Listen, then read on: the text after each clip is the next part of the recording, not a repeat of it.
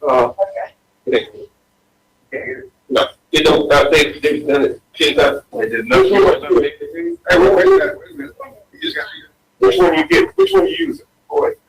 Oh, okay, because they never use their phone, you know. You do that one over here, though. But they did, yeah, they did the other one. Yes, sir. Yeah. Double wide. You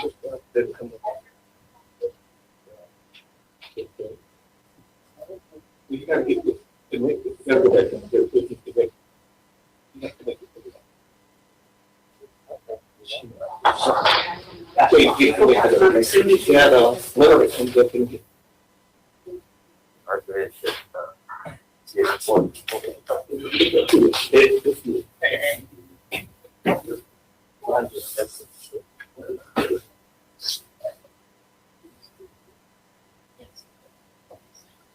When I come up here, otherwise I have to do it every time.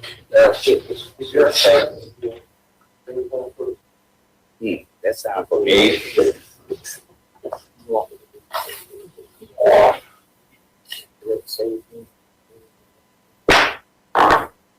Captain, I'd like to call the March 11, 2021 agenda session to order.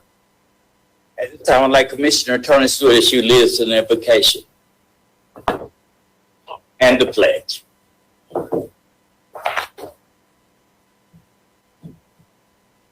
Thank you for this day, for this is the day that you have made, God, and we will rejoice and be glad in it, God. We thank you for who you are, God. We thank you for choosing us, God, to lead in such a way, God. I pray that we would use wisdom.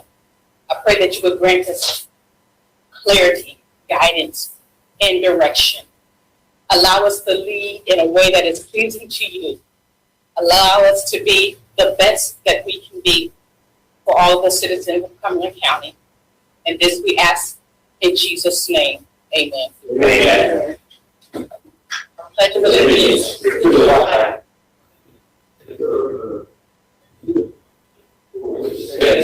flag one nation, under God, indivisible, with liberty and justice for all.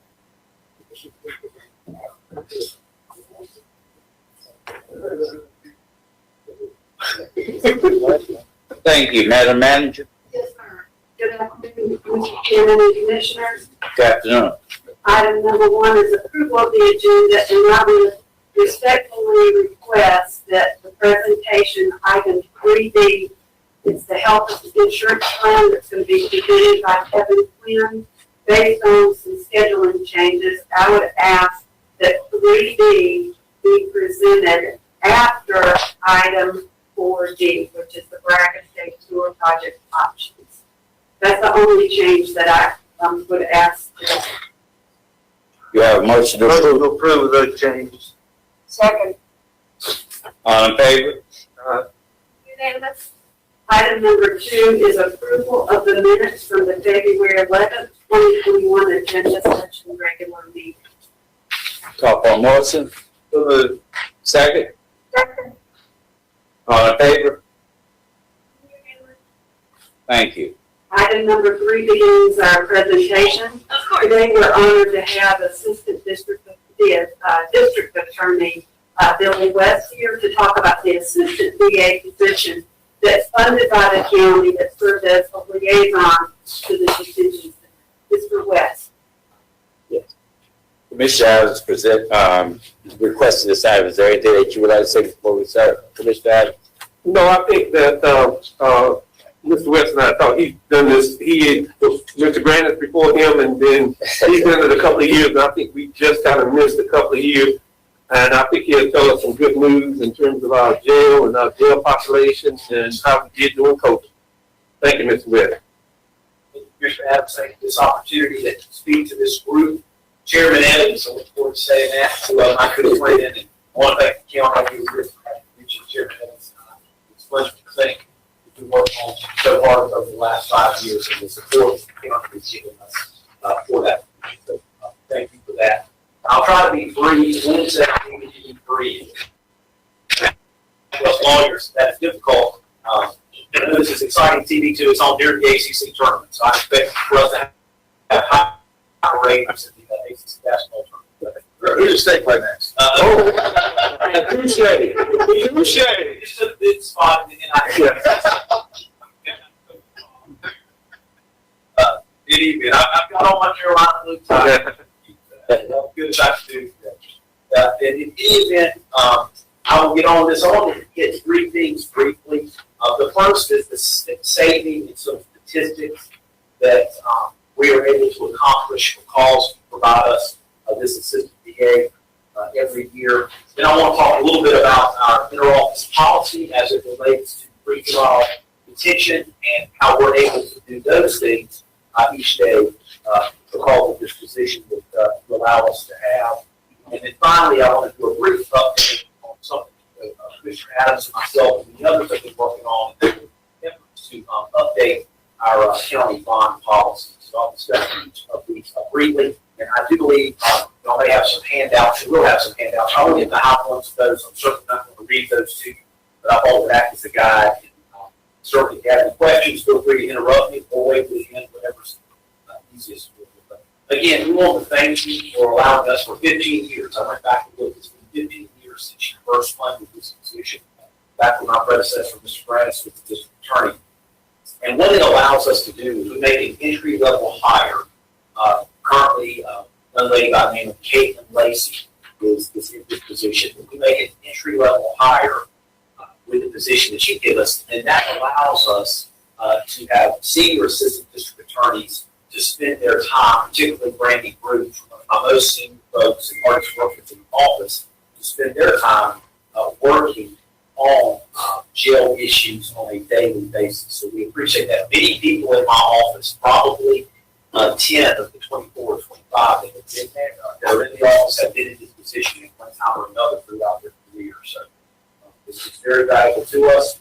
We couldn't do what we do without Jail Administrator David Adams from the Sheriff's Office and without the Jail Coordinator Janice Davis also in our office. So what I did is quantify for you the savings in what we call our jail acceleration program. What our jail acceleration program is a lot of times these are misdemeanors, but it's cases that we can get in court quicker than the scheduled court date. Address bond, address how they want to plead to the case, resolve the case quicker than we otherwise would if we kept it on a normal document. I also noticed when coming up with this document on the inmate cost per day, that cost per day has dropped considerably since when I first started producing this for Ms. Cannon and the others. So that is one positive. But we were able to save confinement days of 6,240. And then that inmate cost per day, if you do the math, it's 390,000 just from that jail acceleration program that we've been able to save the county in last calendar year. We also were able to save on transportation costs. We were able to coordinate with other counties about who needs to be in court in their county, who needs to be in court in our county, and do that more efficiently to save costs there. And also something we're always trying to do is to expedite the cases of inmates with high medical issues. As you know, that's one thing that's very expensive to the county. Our inmates, as they should, get very high quality medical care while they're in the custody of the sheriff. But we also try to expedite their cases when there's high medical costs associated. We also have a very good working relationship with Cherry Hospital in Goldsboro, which is where most of the state's inmates with mental health issues are treated and housed. One thing we try to do is, if they're up there for their competency to be restored, where they can stand trial, once that's done, we try to get them back here quickly and resolve their case. If they are not competent, we try to get them to Cherry for evaluation and recruitment. I will say that there are very few, as of today, misdemeanors in our jail, period. The few we do have, most of them are awaiting transport to Cherry. That has been a problem during COVID. I was looking at one today, talking with Jail Coordinator Davis, and one has been waiting about 90 days since the end of last year to be transferred. So we have some issues there, and let me say, I'm not trying to pass the buck. That's not anything the sheriff or the county can do. That's Cherry and the state's policy. We've also partnered in the past few years for our community jail initiative. Judge Steele started that initiative, and we try to reduce the number of mental inmates in the jail. We don't want it to be a revolving door for people that are mentally ill. That's not the appropriate place for them. So we meet weekly and have court sessions every other week to try to pair these inmates that have mental health issues with resources like community like the DA, those are two of our partners. And I know my assistant DA is Andrea Jackson, as well as Carrie Stewart, who they work on that initiative. And so Judge Steele started it, and I believe it's Judge Evans now that oversees what we call CJI. I did want to give you a couple statistics that we are very proud of. As you know, there have been many challenges because of COVID-19 that we have faced since almost to the day this time last year. And one thing that is a positive thing that I want to say is while being able to continue to promote public safety, our average daily population of the detention center fell in 2020 by 35%. And that was the largest decrease percentage-wise in any detention center in our state. So we couldn't do that without this position that you fund, and very proud of the work as I laid out in the demo that I gave you. It's not just the DA, it's our law enforcement command for judges, public defenders, private bar, assistant DAs that are able to do this. So that's something we should be proud of. Another thing that we should be proud of is the Billy, can I think just because some people may think that's just your statistics, those came from, the administrative office.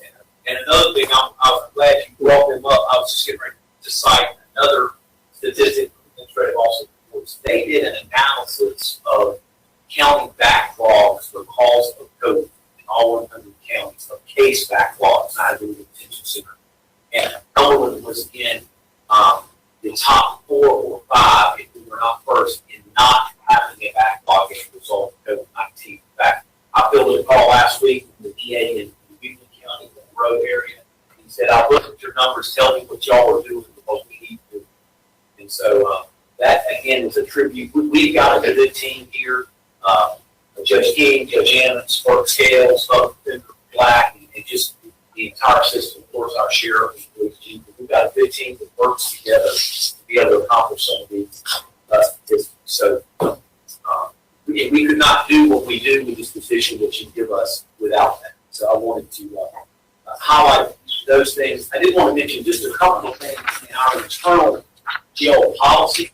And the reason I wanted to do that was we're able to produce and follow this policy because of the position that you give us. And then I wanted to mention something else that needs to make your Commissioner Adams or because of the court system. One of the things in our policy that we like to lay out is that a lot of people don't realize that there is a clear presumption in the statute against secure bond, against keeping somebody in custody. Really, the two reasons to keep someone in custody are, number one, they're a flight risk. Number two, they're a danger to our community. The purpose of bond is that they show up for the court. So what we try to do is we only want those individuals in our jail that are a flight risk or danger to our community. We don't want someone in our jail because they simply cannot afford the bond that they're facing, or someone in a similar situation maybe could afford that bond. That's what we're trying to avoid. In order to do that, we have an assistant DA as well as an assistant public defender at every first appearance. Over at 2:30 in the jail courtroom, there's an ADA and a public defender present for every first appearance. And one reason I want to mention that is I told public defender Cindy Black that I would mention this. I would fully support, as would the entire courthouse family, we'll call it, this body or the city council or some combination of funding and assistant public defender, because their role over at the jail each day in dealing with these issues is just as important as our role. They're the ones that are going to have the opportunity to talk with these folks about what their personal situation is. Are they employed? Do they have children? What's their financial status? That sort of thing. So it's very important that they represent their interests. I would encourage the board as well as any other agencies Again, we do a daily review. Brandy Bruce does that for us, of everybody in detention, their bond, how long they've been there, what they're charged. I was looking at what we call the jail list this morning. First, I wanted to say that our number this morning is right there at the low number of where we were, that 35% drop where we were in December. We're still there, and that's something we want to maintain. And also, the folks that are in custody in our jail are charged with very serious offenses for the most part. It's drug traffickers, it's those charged with murder, it's those charged with serious sex offenses. If you look at the jail list, those are the folks that are in custody. Our office also tries to present each case that's in jail to the grand jury within 120 days. And then once those cases are indicted by the grand jury, we hope that within 120 days from that, we can have them resolved. We try to give priority to those defendants that are in pretrial detention or setting trial dates. And another thing that we have recommended is that our law enforcement agencies, which I think they are doing, use citations or criminal summons in lieu of arrest warrant in appropriate misdemeanor cases. Those sort of things and some of the decisions by the magistrates on the front end when somebody is charged is what has led to this decrease while also promoting public safety. So I wanted to conclude by saying that one of the things we're doing is each county developed by the Superior Court judge, he was the Superior Court judge, in our county, that's Judge Hammonds, and the Chief District Court judge, which is Judge Tony King in Cumberland. They are tasked with coming up with a bond policy that is to be followed. And we have had a working group to include our judges, DA, PD, clerk, law enforcement, and magistrate that has been working to make recommendations to memorialize the positive things that we're doing that I've discussed with you here today and others, and to update and improve where appropriate our bond policy. So that's also part of our, I know y'all are aware of our JSAC, our Justice System Advisory Council, that some of you serve on and that you're aware of. We just deal with criminal justice issues that involve all of us, because rarely is it a DA issue or a judge issue. It involves the whole system. So I know that's a lot of information in a short period of time, but I'll certainly fill any questions that anyone has about any of the topics I've discussed. Mr. Kennedy. Thanks for coming. I've been following, things at the jail for a long time, and not only the mental health, but the physical health, which we're going to talk about a little bit later. But if I remember right, there was a statistic, you may not have this, but over 50% of the people that were in jail had a clinically diagnosed mental health issue. So we've all focused on COVID in the last year, but was Cherry able to take care of that issue prior to COVID? Or it seems to me like what we're dealing with in Cumberland County, we go to commissioner meetings from across the country. Everybody's got the same problem. And how do we take a mental health patient, release them if they're not in treatment, and not expect them to come down? If I recall right, a couple of years back, we had almost a 91% recidivism rate in our care, which means you see a lot of those same people all the time. So from the court's perspective, from the district attorney's perspective, how do we maintain that 35% reduction, because it costs taxpayers a lot of money when people are in jail? And did any of that 35% get triggered by, and I don't know if we did it here, but there was a release of some detainees with COVID concerns? Did any of that attribute to it, and how are we able to keep it down?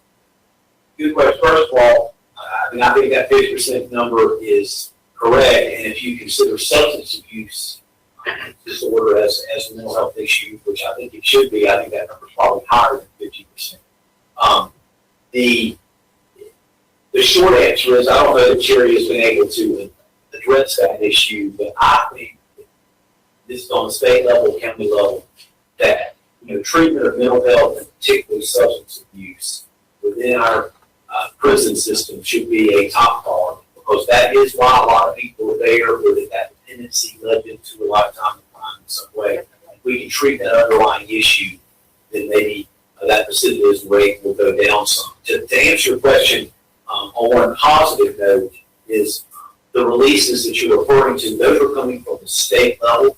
Because our jail is a pre-trial detention center, their case has not been adjudicated yet. The people that are at the detention center, generally other than a few misdemeanors, those were not people that were being released earlier or that sort of thing. And the most important thing, I think, to your question is that I do think we can maintain this level. That's kind of like taking credit for crime being down. When it's down, then it goes back up. You know, there's a lot of things that affect the number at the jail. But I do think that we can keep the number close to where it is now, because I think it's been an entire system effort from the beginning steps to the magistrate all the way through the process to make changes to make that possible. So I don't look for the numbers to swell back up. If I had the opportunity to talk with you a year from now, and we're sort of in a post-COVID environment, you know, I hope I'm not standing before you and saying there's been a 35% increase. I do not think that will be the case.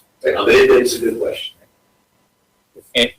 Yes, Commissioner. Mr. Keith and District Attorney West can probably tell you that. Hopefully that as Alliance ramps up and with RI over there, is that law enforcement, especially on some of those misdemeanor cases where they're truancy and that they don't take them into the jail, that they take them over. The benefit is the officer's supposed to be able to just take them there, leave them. They will get them stable, hopefully get them to the resources and the programs we have. We had about a year in there where that program was down. So hopefully as COVID comes out, that will have ramp up. They've got the chairs, they're about to have the beds. So I think hopefully we'll be able to see some decrease from that.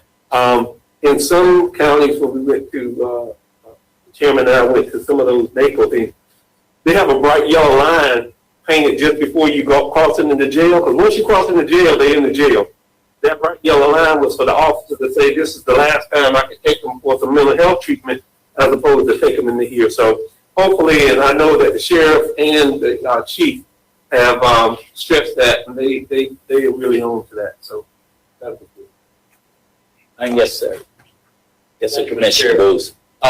First off, you've got a gym, or the sheriff has a gym, Major Adams. I don't know if she took 2 weeks off, I don't know what would happen over there. She knows them all by name. She keeps a tight lid on it. They respect her. Inmates, I'm talking about her fellow officers. So she's a great source of information she's a doctor, but she's been there so long that if they bring in Jimmy Keith, even if it's his first time, which is highly unlikely, but if it's his first time, she can kind of look and see whether this is something that some attention ought to be given to. And I think that's another person we might want to consider trying to help out is a mental health issue right at the jail. It may relieve the need for, public defenders, DAs, hopefully, in the next courtrooms. But do the magistrates have a grid, or do they have this policy? Because that's where a lot of mine start off is 2 a.m. arrests. They come in there, and someone's very reluctant after he's already had his hearing. When the magistrate says 150, well, there's nothing before the judge or the ADA in the next day or two, except for somebody said 150. And so I don't think that if it comes into a magistrate high, from a magistrate high, that we get that presumption of let's start at zero and find a way to get him or her out. So that's my only thing that I see on there about is it all the way down to, if Jimmy Shackle, first person that sees him, they have this, the officer's been trained in all this. I mean, this is a great policy. Well, one thing we did is we as the DA's office submitted this to Judge Ammons, and his work group is coming up with a new policy. But to mention one thing that it says in here that I agree with you, Commissioner Booth, no monetary guidelines based upon the class. So that's what we recommend. And, I would encourage those that are developing the new policy that I think when we use this cookie cutter, okay, it's a felony breaking and entering, so that means $5,000 secured, unsecured, whatever. I do think we need to get away from that approach if we can. So, this is the internal district attorney's office policy. Okay. But all these were sent to Judge Hammons and his working group has recommendations that we think it should be included in the final policy. And I think that's one of the biggest things that needs to be improved. And what's ironic about that is, and Mr. Adams says this, 10 or 15 years ago, that was sort of the gold standard, that you had this chart so that everybody was treated the same. But I think we've seen that maybe that chart has led to not enough attention to each individual case. Well, do you know when Judge Ammons' policy is going to mirror, add to, change, or when his is going to come out? I can't speak for Judge Ammons, but I think probably the next couple of months. Okay. Because I know COVID sort of slowed things down, and I expect that. So, Okay, well, I commend you on yours. This is a good grid. If you have to go by a grid, this should be a grid. Any other questions or comments?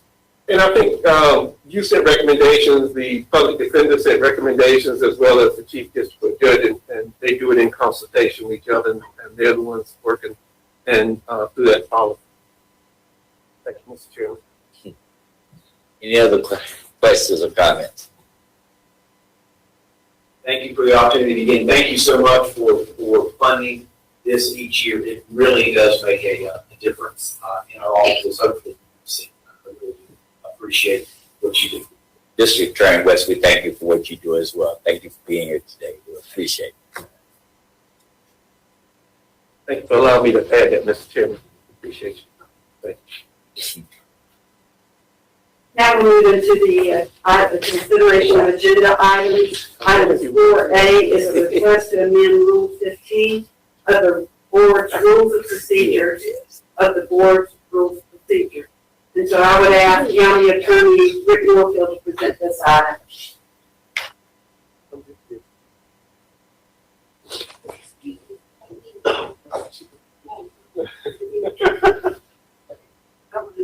I got his case, Rick. I've been doing it this week.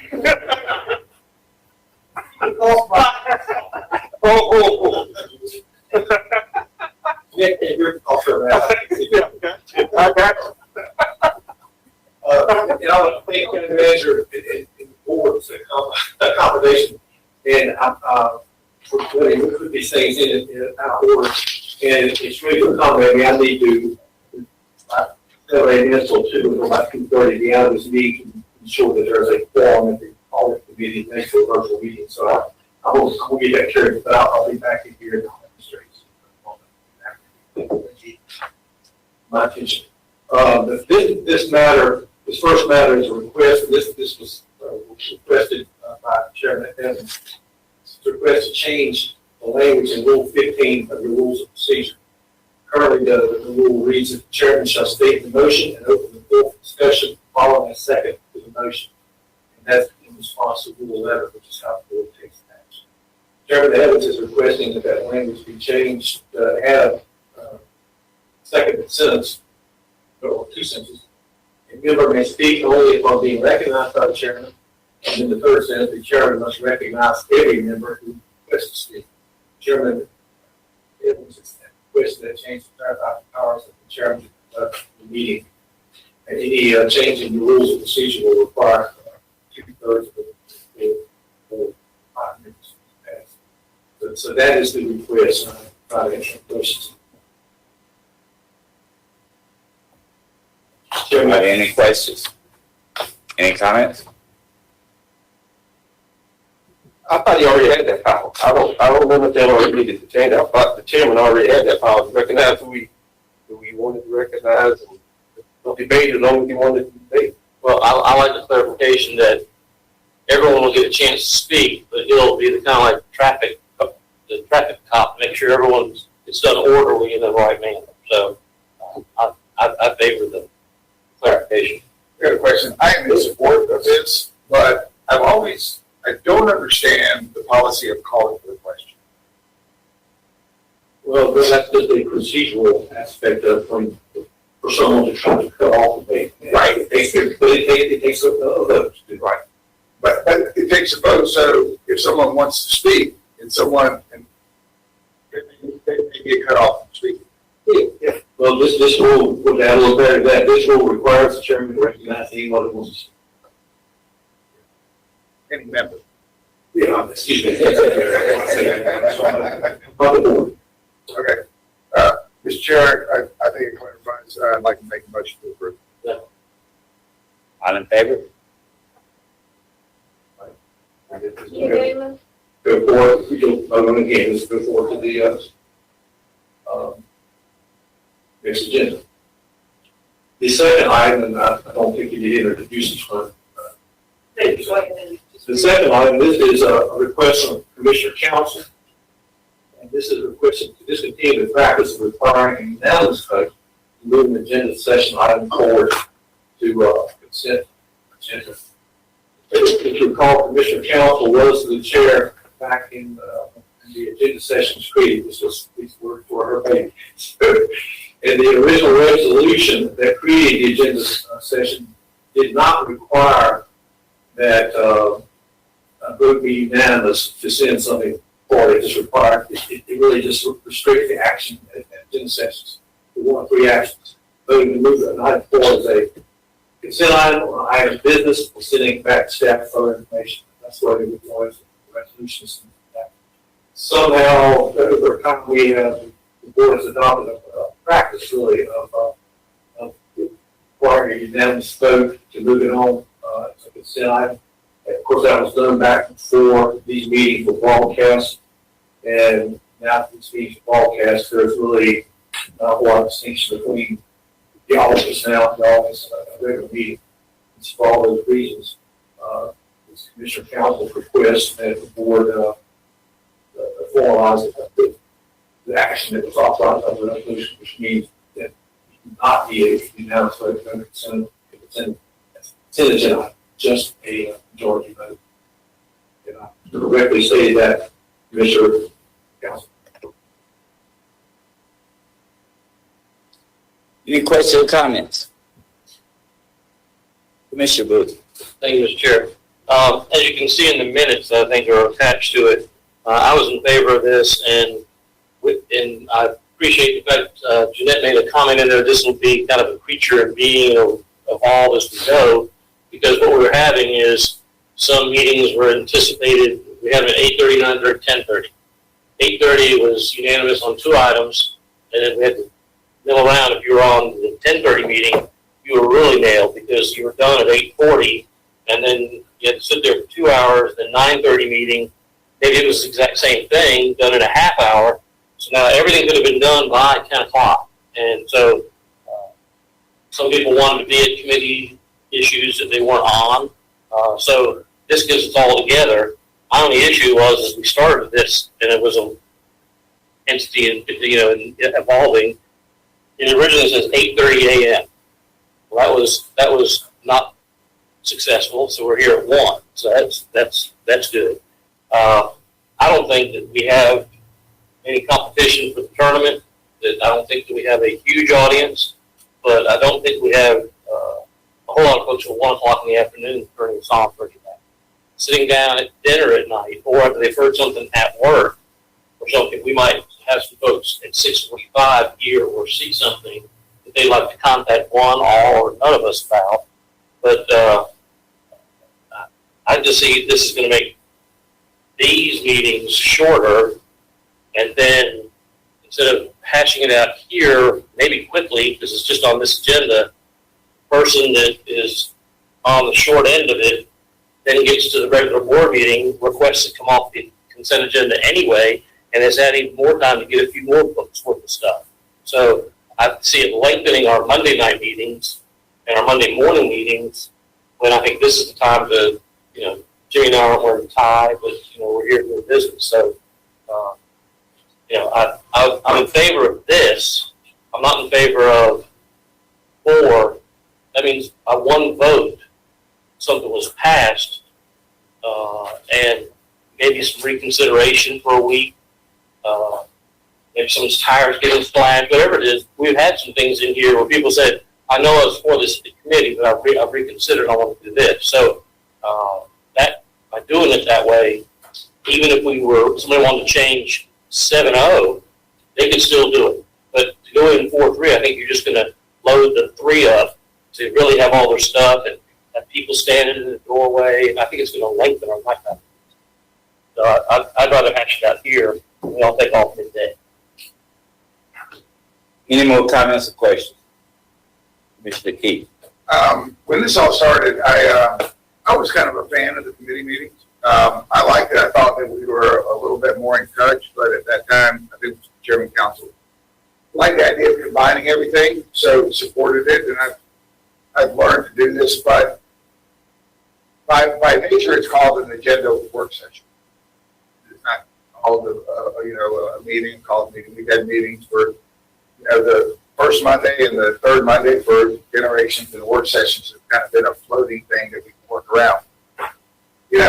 I've got to respect all the commissioners, that if one commissioner, 2 commissioners, or even 3 commissioners don't like what's going on, that they have to have the ability to express themselves in a public environment, possibly with people in the audience. We were never going to get people here that could tune in on TV at the same level. With CCNC TV coming about, I think that there's more exposure at the meeting. I think it provides better transparency at the meeting if there's healthy discussion that they go with it. So I like the way that it is now. I've been the lone vote, and I've also been on the 6th side of it too. But out of respect for other commissioners, I think it should be heard at the public call. So that was just my thoughts. Thank you, Commissioner Keith. Are there any other comments or questions? Commissioner Booth? Who is on our sunshine list or whatever for the 1 o'clock agenda setting? Everyone is for every meeting. The sunshine list is the same thought. Okay, what's our procedure for these Thursday sessions for public comment? There is, it's like Monday morning, you'll have a public comment on Monday morning. Right, that's good. That's when we don't normally put the controversial stuff on. That's what I'm saying is, so what if somebody accidentally heard about a 1 o'clock meeting, got an extra hour of lunch from their boss, and came down here and wanted to say something about rocks versus gravel? We'll have absolutely no opportunity for any public input at all. We do this all at 1 o'clock on Thursday. We don't even have provision for it. I mean, it's not just kind of not transparent, it's actually blocking. The only public comment period is the 6:45 meeting, the third meeting.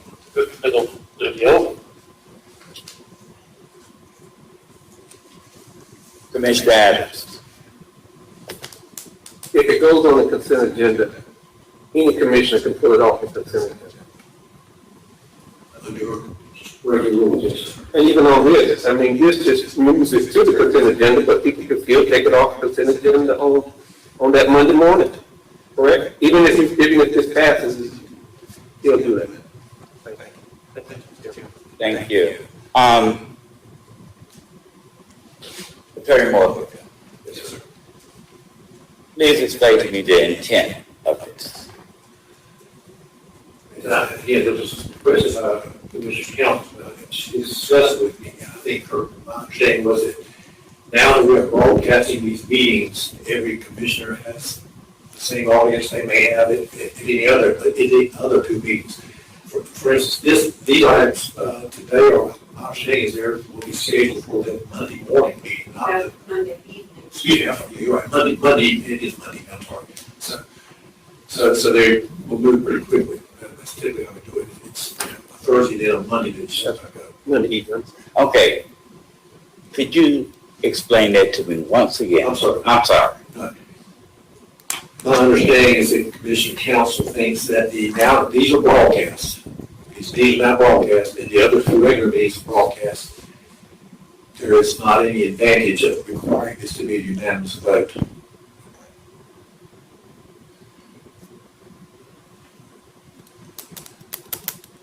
Thank you. So if this isn't a unanimous vote today, does it go on the agenda for Monday night?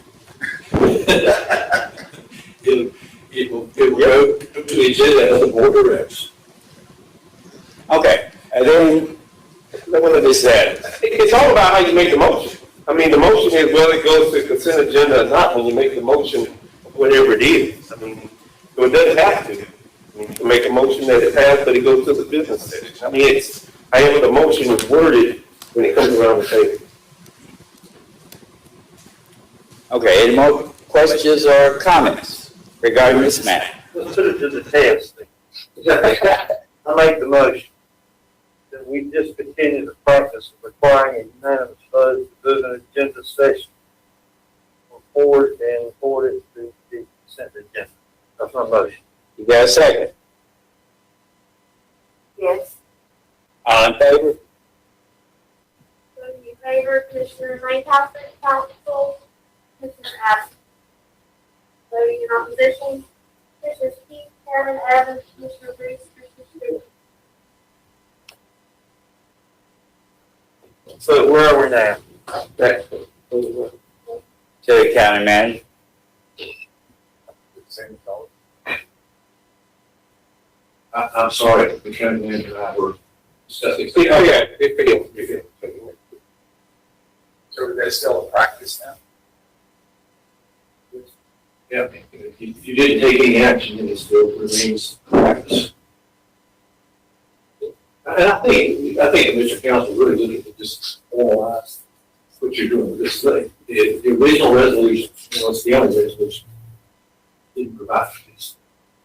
It didn't provide the other. And I think Commissioner Adams' indication is correct that, the direction would still be to try to, if the motion is to take the consent agenda and someone's in favor of it but wants to pull it off, they could vote against it here or vote against the board meeting. So it's kind of, as long as it's aired out, but I just don't think that anyone is watching us right now. And if they've got this, and then this is going to start being a business meeting, we will then not be having any business being seen by the public. So, I think to create a beautiful thing by getting rid of the committees. I think it's going just like a child. It's okay, that's not taking time. We already voted that. Thank you, Attorney Marfield. The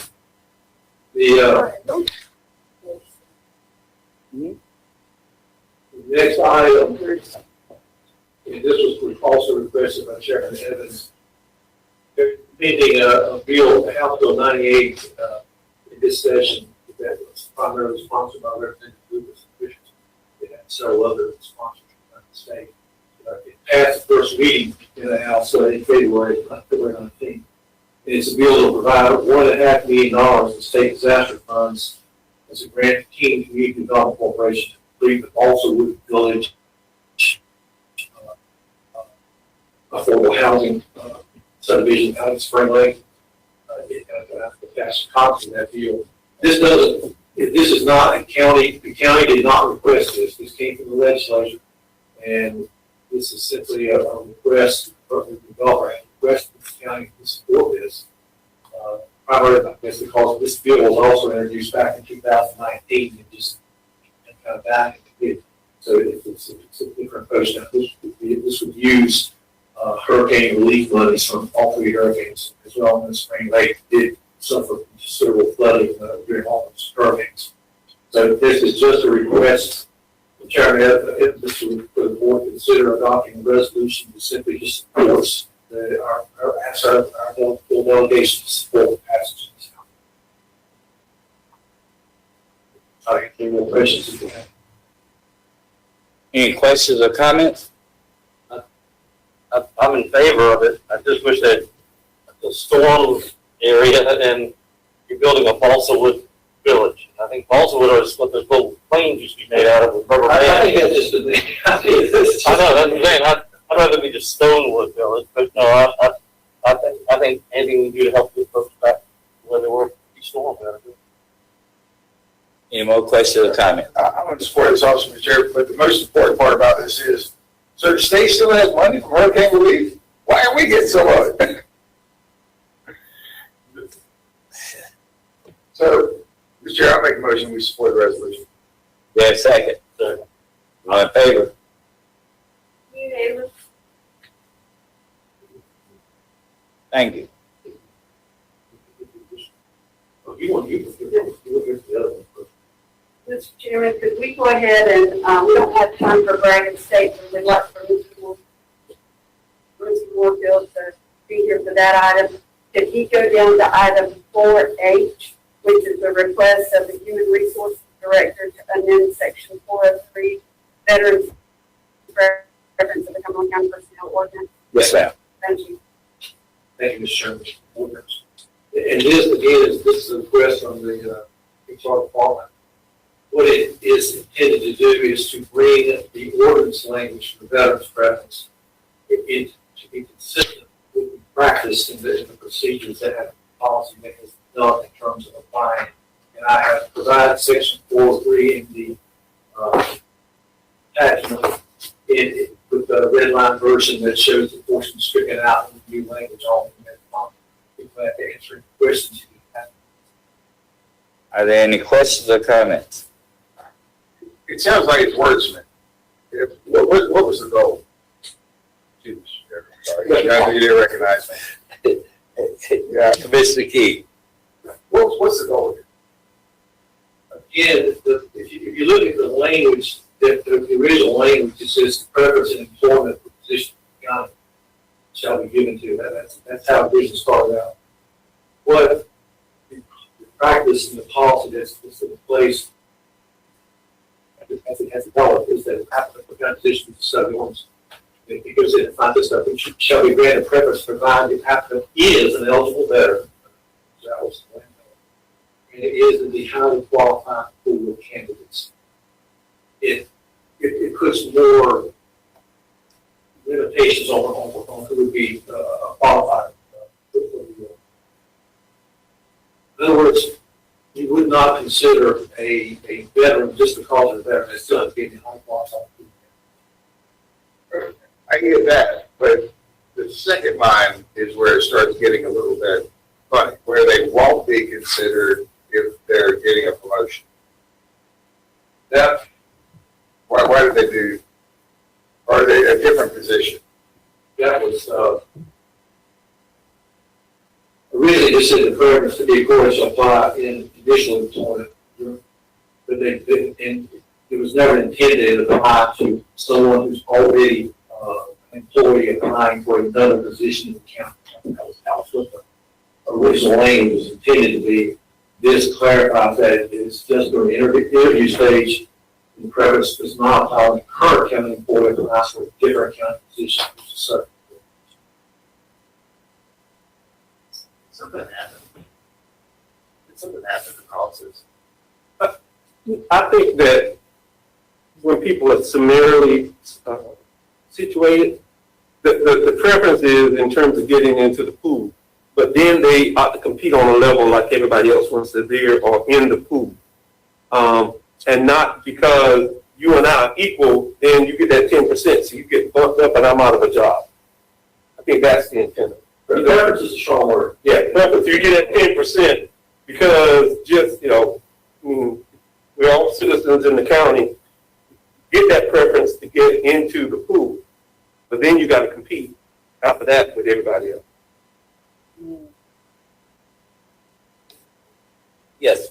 Thank you, Mr. Chair. I agree with Commissioner Adams' scenario on,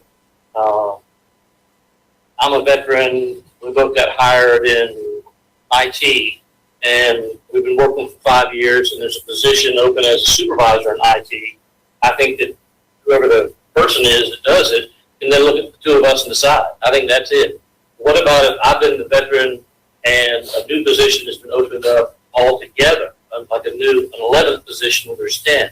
And now I'm still a veteran, I've been working here in this position, and do I get any preference on 10 outsiders that are applying? I can see, fellow employees, but it seems like you get like one shot to get into county employment, then that's it.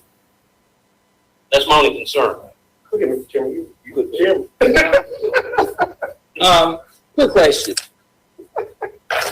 regarding the 10% preference, have we spoken to anyone else that's dealing with the 10% preference on how that works for them? Because I'm thinking that it's more to it than just being put in a pool or being able to get to the pool. If you have the intelligence, if you have the smartness or whatever it takes to get to that position to apply for it, you're already in a pool. So, I mean, I'm not understanding. Help me to I understand. think the best way to think about it is under the old language in place now. If you were a veteran, who met the qualifications that were advertised, even if you were not the most qualified person, or the most qualified applicant, but just because you were a veteran, you got it correct. What this does now is require that the veteran qualifies as a veteran, but also be in the highly qualified pool of candidates. In other words, it's trying to compare the veterans to the same applicant pool. In other words, if you are a veteran that is equally qualified with anybody else in class, that is the preference.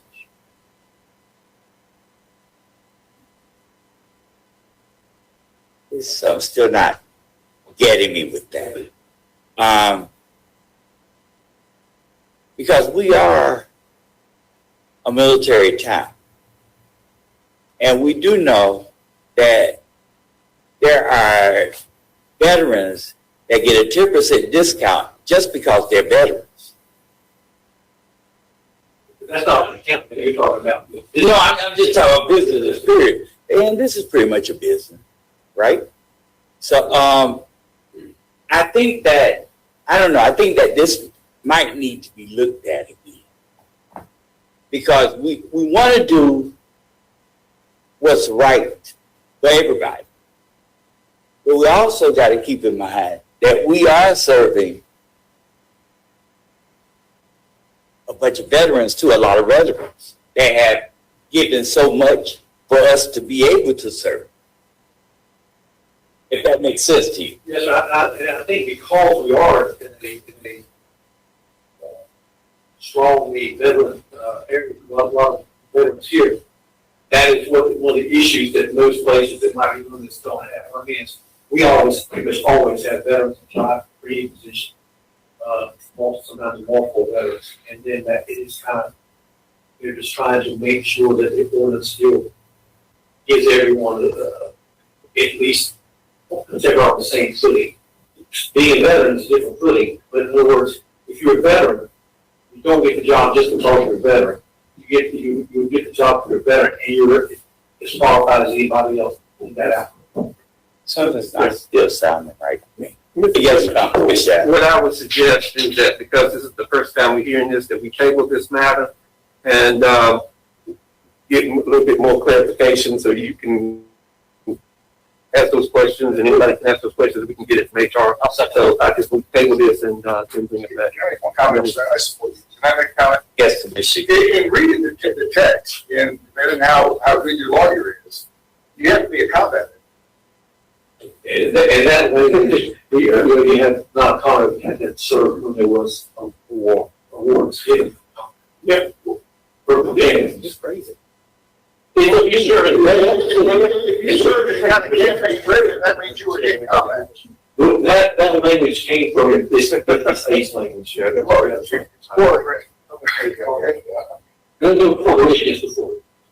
Okay, do we have a motion on the floor for? Motion to table it for further information. Okay. Is there vote, all in favor? Voting Mayor, Commissioners Council, Key, Chairman Evans, Commissioners Adams, Booth, and Commissioner Stewart. Voting in opposition, Commissioner Lancaster. You voted, who made a second? I did. Thank you. Adams made the motion. Okay, thank you. Thank you. Madam Manager? Yes, sir. Mr. Chairman, if we can, we're going to go back up to the presentation 3B. This will be presented by Kevin Quinn with USI, and he is presenting today remotely through GoToMeeting. The picture that you were seeing just a moment ago is not what's being shown on TV. It's just the GoToMeeting picture. So I'm gonna ask IT to come up and give us.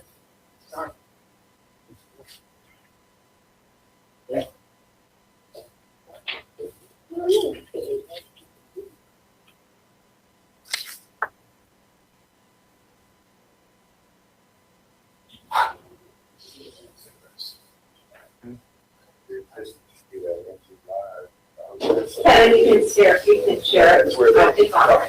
We have it on there.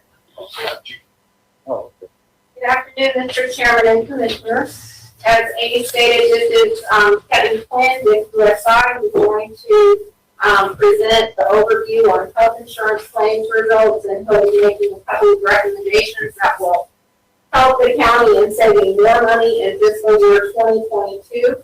If you'll recall, the fiscal year 2020 audit presentation, when I shared that the fund balance of the health insurance fund increased by about $2.2 million from fiscal year 19 to 20. That savings occurred because of plan changes to move the 65 and older retiree members to the fully insured plan for the current year. Kevin is going to share information about similar savings trends we're seeing, but for different reasons. Kevin? Thank you, Vicki, and I would like to thank the board for taking a few minutes of your time today to let me present. I wish I was there in person, as I have been the last 4 years, and well, hopefully I'll get to see you all in person next year. I will be efficient with my presentation and will take any questions and make sure that we're complete with our presentation here. First, if everybody can see our slides, I'm assuming our slides are good up there? They're good, and also, the board members have hard copies of the slide. Fantastic. Thank you, Vicki and Amy and Julie. Our agenda today, first we'll look at the self-insured Blue Cross plan. It is a July 1 renewal. We'll talk about the renewal results, some recommendations, like we made recommendations last year, with regards to the stop loss, and a recommendation to a product, a teleservice product that we do not think we're getting a bang for our buck, and we'll explain that. And then we'll review a projection on the fully insured post-65 retirees and what we believe their January 1, 2022 renewal will be. This slide you haven't seen before. It's a little bit busier than it has been in the past, but we thought more information is better than less. And this slide is showing last year's results from 2019 into 2020 plan year, that to comparing the first 6 months of this current year, July 1st through December 31, 2020. So it's a half-year number. So last year, we had net paid claims of a little over $16 million, and to date, we have $8 million, a little more than $8 million. And if you annualize that, that's running at roughly about a 4.3% over last year's. When we add the stop loss charges and administrative charges to our number, last year we spent $18 million. A little over $18 million, and this year we're at $9,315,000. So if we just simply double that number, we're slightly over last year's actual results. We also look at, and this is a new line item, we create fully insured equivalent rates from our admin costs, our stop loss rates, and our claims in order to come up with COBRA rates for employees, and it also serves as a budget, almost a worst case scenario. So we want to make sure we're running below budget, and budget is pretty much a worst case scenario from a projection standpoint. Last year we ran much less than projected, and this year, because of COVID, we saw less claims than projected. So the good news is running much better than the expected worst case claims. I do want to draw your attention to prescription drug claims as a percent of total. And last year they were almost about 32%, and this year they're close to 33% of your claims. This is something we're keeping a very close eye on. And in fact, we're behind the scenes. We're looking at prescription drug contracts and coverage to see if we can improve those on behalf of the county, not adversely affecting employees. So that's something we have a very keen eye on as we move forward into the future. And then finally, last year, average number of employees were 2,007. This year, 1,957, a slight decrease of 2.5% in the average number of employees. So overall, the group is running a little bit better than norms. I will make a comment, a high-level comment with regards to COVID, that generally most companies, most organizations saw less elective surgeries. Care was avoided. So there was a better than expected results, at least year to date. And then more interestingly, and it could be something cautionary in the future, but if we look at the bottom line, these are claims. We buy stop loss to protect the county of large claims. And last year we had 6 claims that went over $175,000. You pay a premium for that. We'll go through that in the next slide. And if those on the board last year, you'll recognize this slide.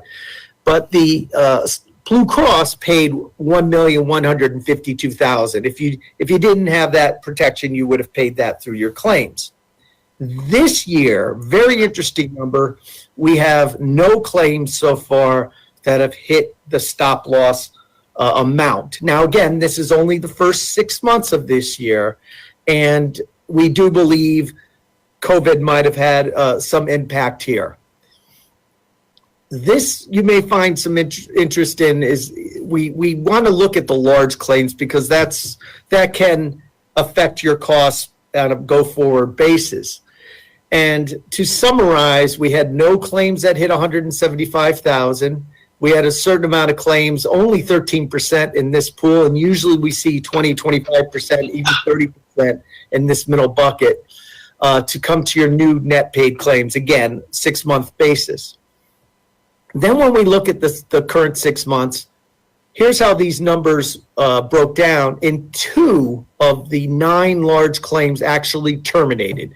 Terminated could mean a couple of different things, but they're not active on your plan on a go-forward basis. But we don't want to kid ourselves because you do have 7 claims or so, 6 or 7 claims, in the over 88,000 to 146,000. And we know that they're active, and the insurance companies are looking at these claims because they know they will probably be paying some chunk of claims as you move forward into the second half of this plan year. But so far, so good. This is the high-level renewal summary page, but this is really where your budget comes into play.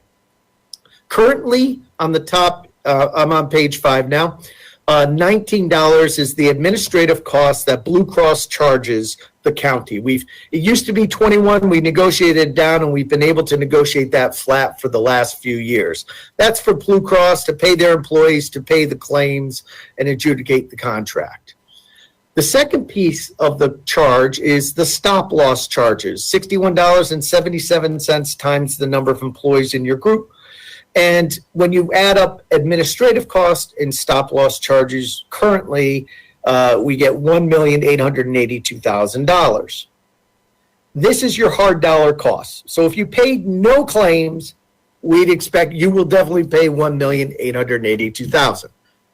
Now we know that you're going to have claims. So the budget last year for expected claims are $18,428,000, and for the total budget, somewhat reflective of those COBRA rates, $20,310,000. This year, we've continued to negotiate the $19 admin rate from Blue Cross, so that's good news. The volatile piece with any self-insurance plan is the stop loss insurance. And currently, your stop loss is $175,000. If we do nothing, the annual increase for the administrative cost is $252,000.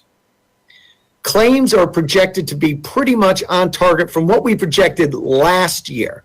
Remember, this is taking, not to get into too much underwriting calculations, but we're analyzing current trends and using healthcare trend or healthcare inflation to project what we believe the budget is. We're pretty much a worst case scenario. And when we do that, we think that the budget number is really in at around 1.4% if claims come in exactly as we projected. Now, for those of you who were on the board last year, I recognize some familiar faces.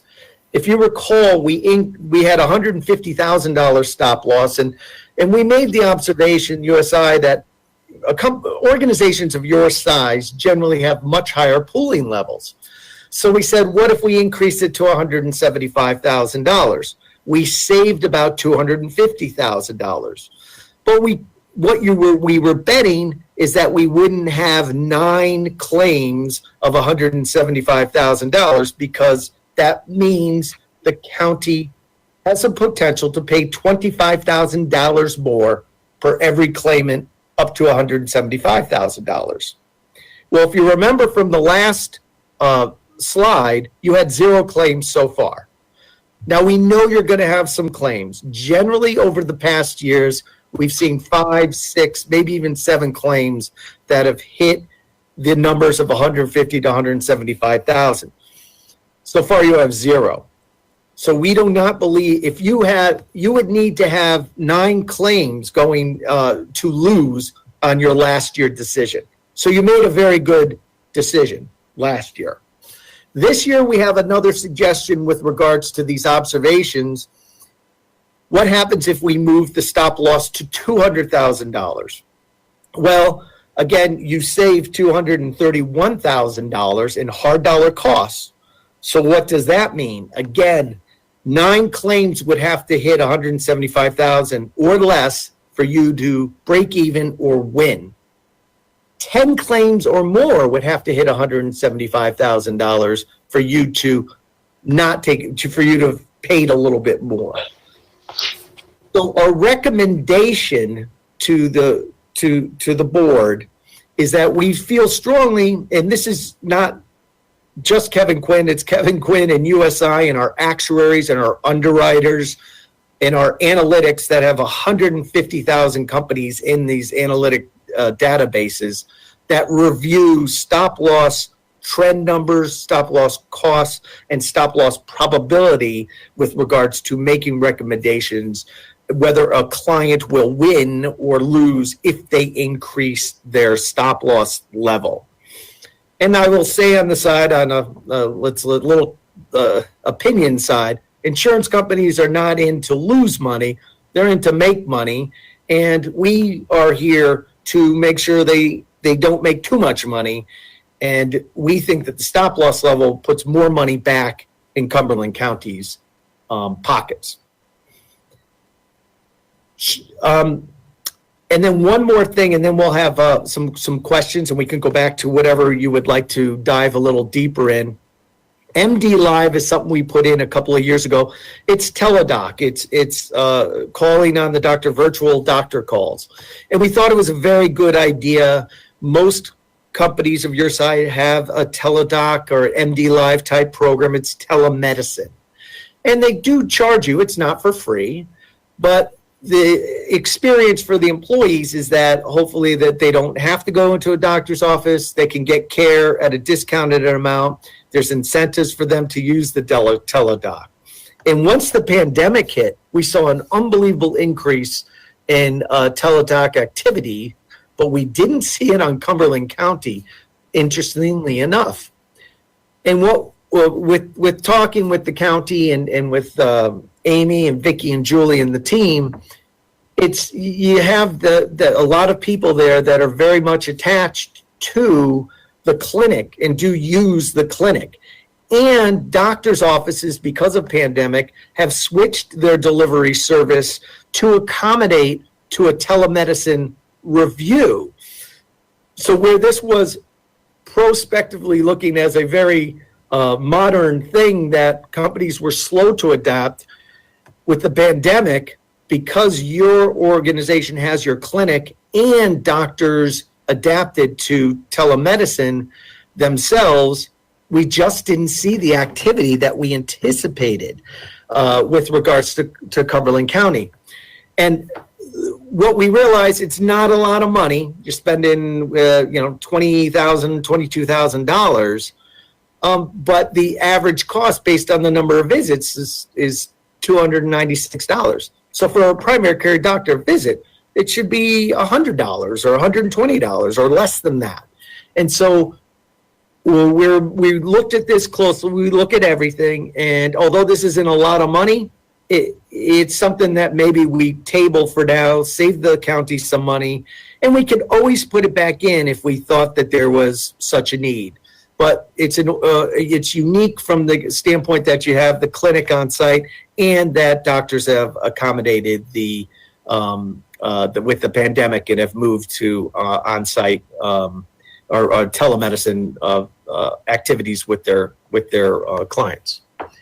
So our recommendation from the committee standpoint was to increase the stop loss from 175 to 200,000 and to disconnect MD Live, which at this point in time we're thinking is not effective. So I'd like to stop there and go back to any slide you would like us to take a deeper dive on and take any questions. Yes, Commissioner Booth. Thank you, Mr. Chair. Is this MD Live, is there only one of them, 50 of them? Are they competitive? Are they trying to get business? I mean, you called a couple different things during your presentation. I think you call it teledoc and some other things. So are there different aspirin companies? There's CVS, Walgreens, Bayer. Yeah, well, those are pharmaceutical companies. But yeah, to answer your question, yes, there is other teledoc type. Teledoc is almost like the saying Xerox for copier. But MD Live and Teledoc are two of the bigger ones. And with technology, there's other things coming on with applications with the phones and everything else. So there are others, but they're competitively priced with regards to that. It's just the attraction of your particular population in telemedicine. They're choosing to go to the on-site clinic, which is fantastic. It's good to use that on-site clinic, or their own doctors have developed, my own doctor has developed a telemedicine portal to access their employees, or their clients, I should say. And this question may not be you, or maybe it is, but was it informed to the folks that it covers, or was it marketed, encouraged? Was it just excellent question. Absolutely. We did a number of campaigns and communications to the Cumberland County membership. And Julie spearheaded a number of those for sure. Thank you. Mr. Keith. Thank you, Mr. Chairman. I also want to talk about MD Live. To a lot of people, I think you'll find out that our employee population is a little bit older. And I've heard that in some briefings before. Not to say anything against Commissioner Council.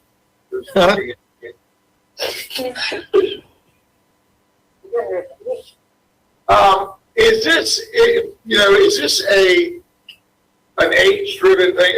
I think more importantly, to dive down deep into those numbers, are we finding out that people who are using it are using it consistently, and the other people just don't know about it and don't feel comfortable with it?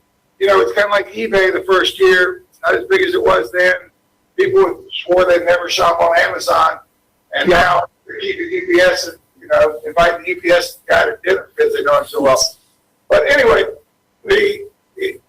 are we giving up on it too soon? Because I had the same question Commissioner Bruce did, and although I recall hearing about it, and of course I'm not a full-time staff employee, but I don't remember a big push for it. And is COVID skewing the numbers?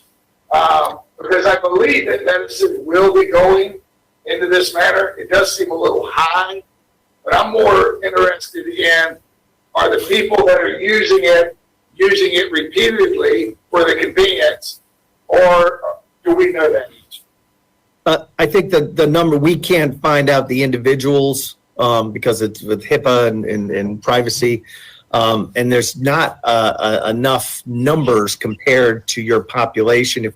If you figure you have 2,000 roughly employees, generally you have 4,000 potential insured belly buttons on your plan, including spouses and children and things like that. 3,500 to 4,000. These numbers of 5 or 6 a month is extremely low for a population like that. You'd expect to see 30, 40, 50. But I hear what you're saying. It's not a lot of money either way. And we can continue to try to push it. It's just the uniqueness of your plan. You have and your county clinic that so many people like to use and go to and have a comfort level. There may be something with an older population and not wanting to use an online portal. There could be some of that. But you're not, the organization's not considerably older than norms. Mr. Keith. All right, to follow up on that though, you started off the presentation by saying other communities are having a lot of success with it, but we're not. Why are we the outlier? No, it's, let's say more commercial type companies as opposed to governments. Companies with on-site clinics have similar results to this. Not everybody has an on-site clinic. I'm thinking more about the family member, the mom who wants to get on to talk about her child, where not necessarily they may go to the clinic as a staff member. Anyway, that's all I had. Well, we went, and your questions are excellent, right on point. And we went through this in our discussions literally over the last 2 months. Our job as consultants to say is to make sure you're getting the right bang for your buck. And we look at everything, even if it's just a few dollars. And I don't want to spend the county's money. I'm comfortable with even keeping it for another 12 months to see how it goes. It's just the unique situation of the organization and the on-site clinic and providers adopting to their client base by allowing them to call in and not see them face to face. So, but it was such an observation that we had to look at this really hard and say, are we getting the bang for the buck? Are there any more questions or comments? Not. Okay, so this, the portion that you just covered, that was the presentation on the self-insured plan. So then he's going to share some information about the fully insured plan that the 65 and older population participate in, and then you can come back to the consensus item. If that's okay.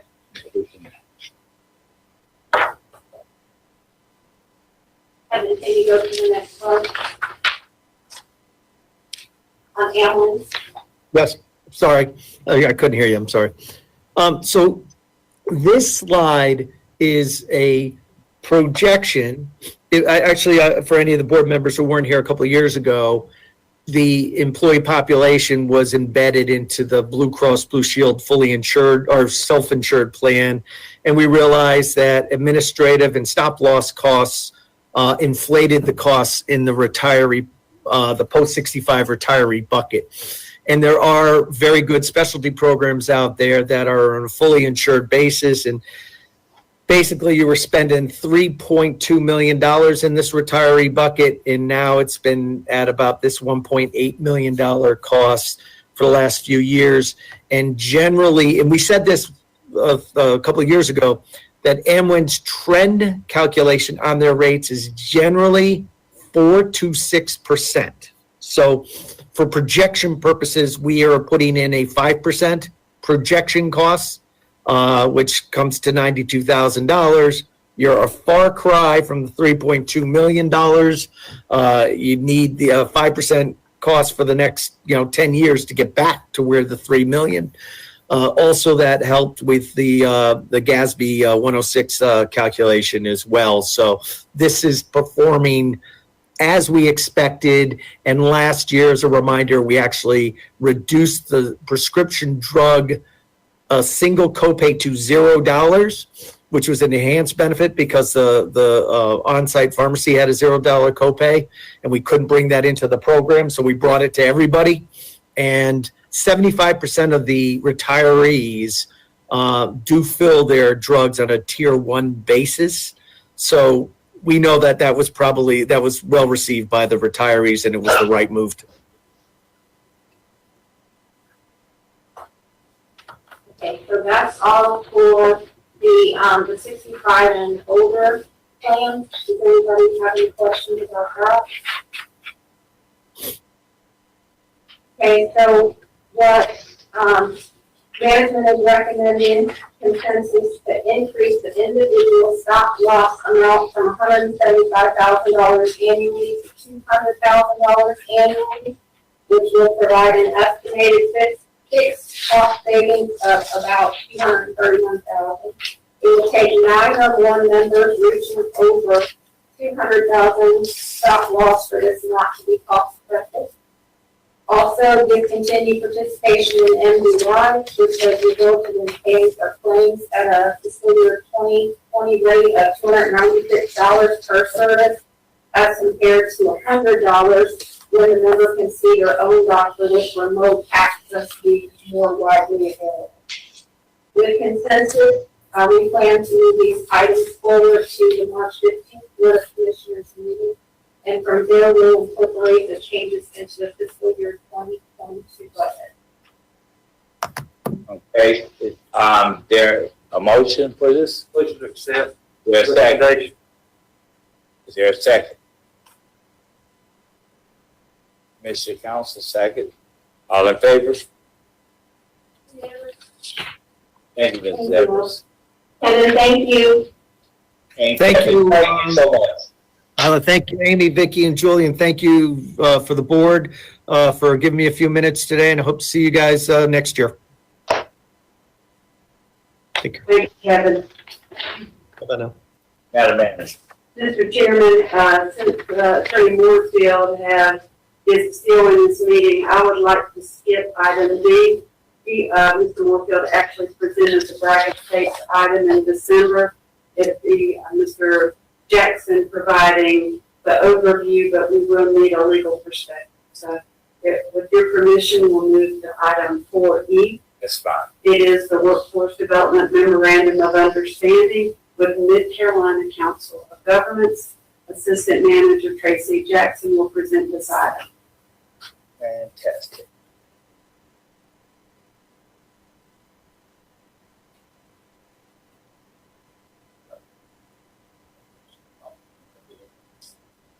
Good afternoon, sir. Good afternoon, Mr. Chairman and Commissioners. For the Workforce MOU, the Memorandum of Understanding, this proposed MOU is needed to initiate transfer of the Workforce Program and Fiscal Agent to the Mid-Carolina Council of Governments. The agreement specifies workforce support functions and membership, responsibilities of the parties, funding and financial reporting, transfer of employees, equipment, leases, and contracts, indemnification, and the cost of transfer. The proposed transfer date is April 1st, 2021, and legal developed the agreement with information provided by NC Commerce Division of Workforce Solutions and county staff. Staff recommends approval of the Workforce MOU and requests it be moved to the March 15th, 2021 Board of Commissioners recommending consideration as a consent agenda item. Glad to answer any questions. Are there any questions or comments? If not, is there a motion? Motion approved. With a second? All in favor? Unanimous. Thank you, sir. Item 4F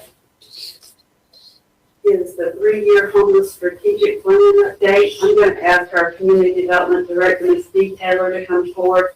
And although it's not included in the title or the memo, I thought it would be timely for Ms. Taylor to give us a status report on the rental assistance program as well. Fantastic. Welcome, Ms. Taylor. Thank you. Good afternoon. Good afternoon.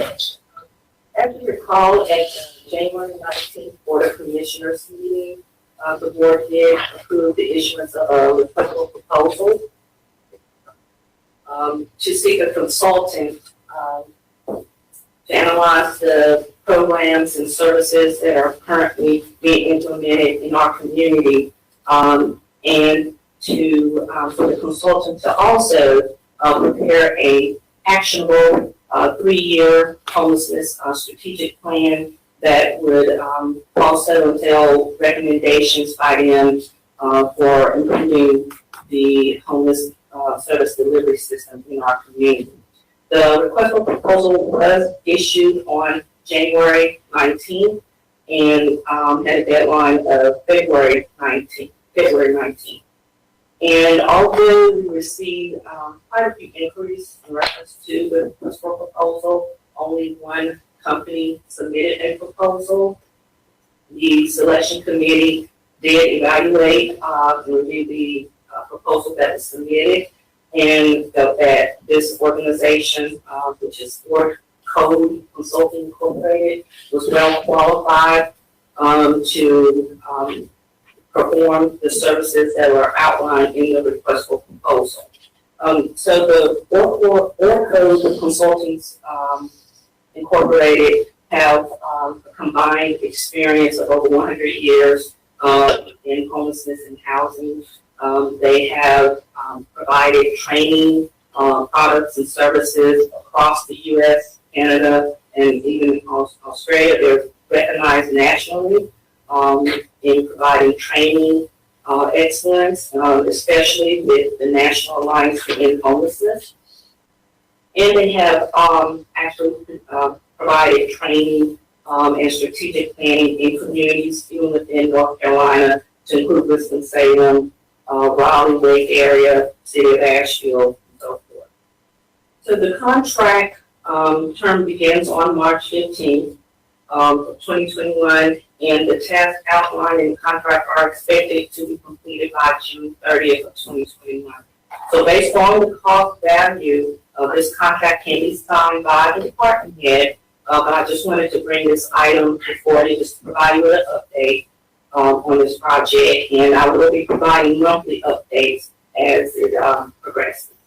And before I move to provide an update on the emergency rental assistance program, do I have any questions? Yes, sir.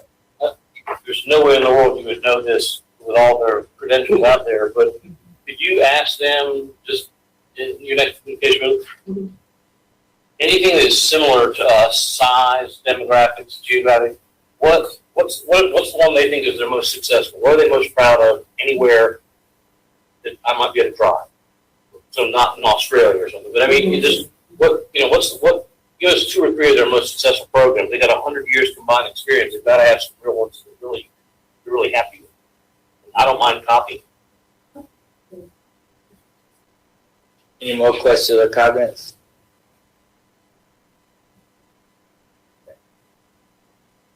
So with the emergency rental assistance program, as most of you are aware, a joint city and county proposal was issued on February 10th to solicit a firm to administer this program.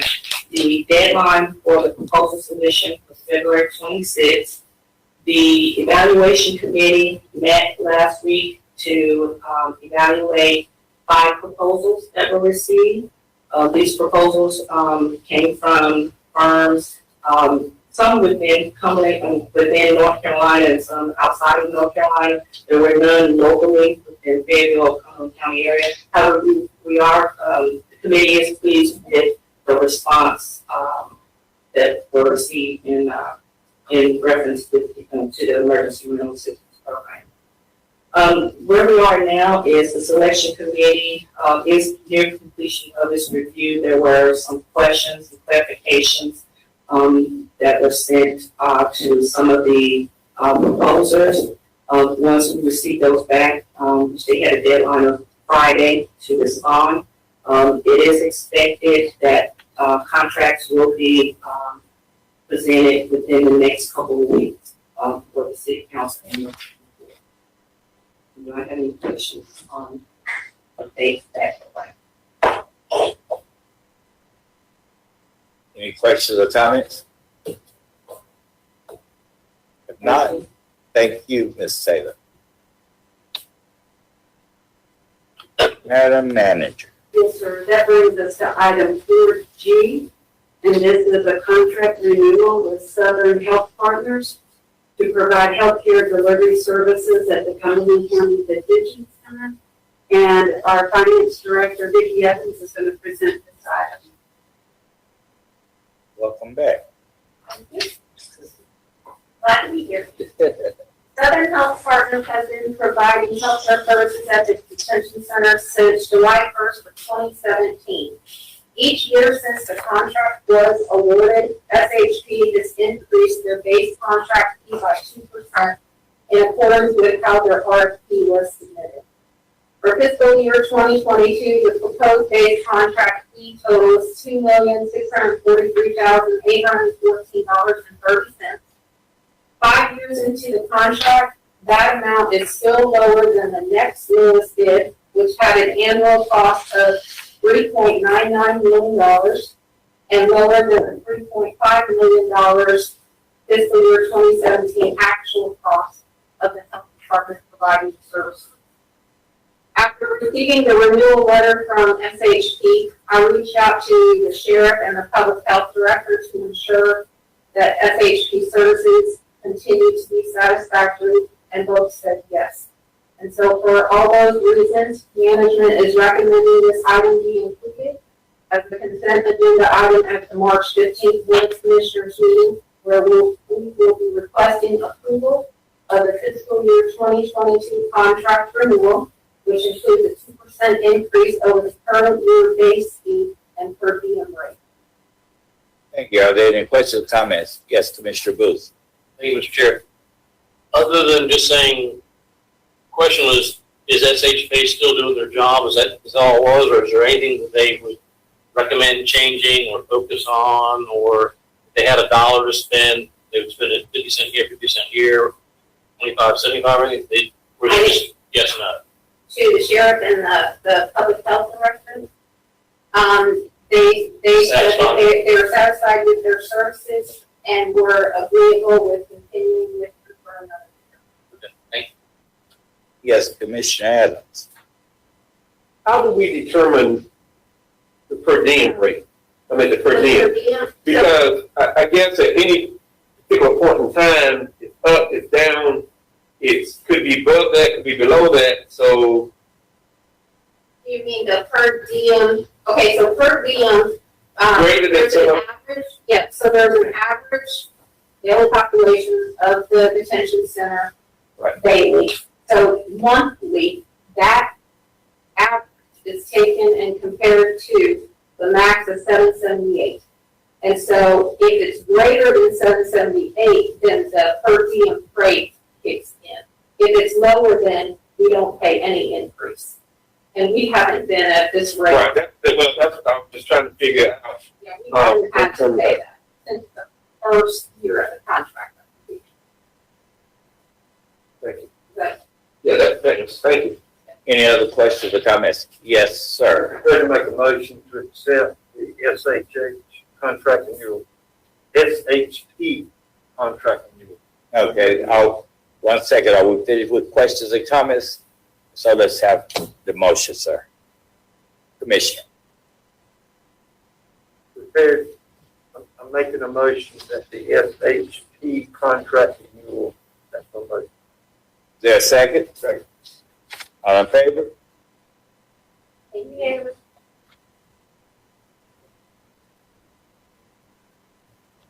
item 4I is results of the request for proposal process for the federal legislative consulting services. Assistant managers.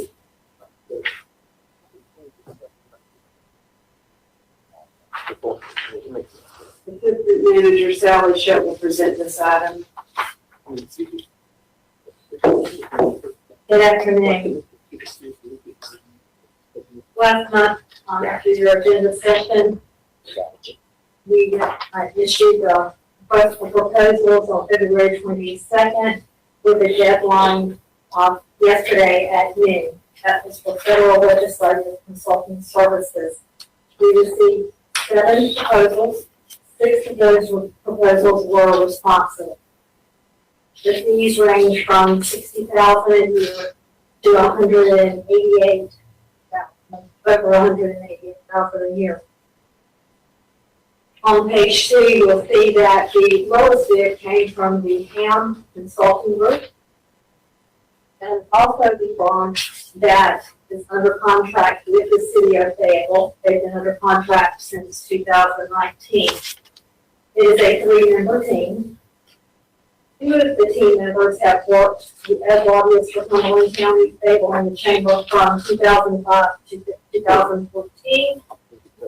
They have over 20 years of experience between them, and they have developed the federal action plan for the City of Fayetteville and several other North Carolina cities.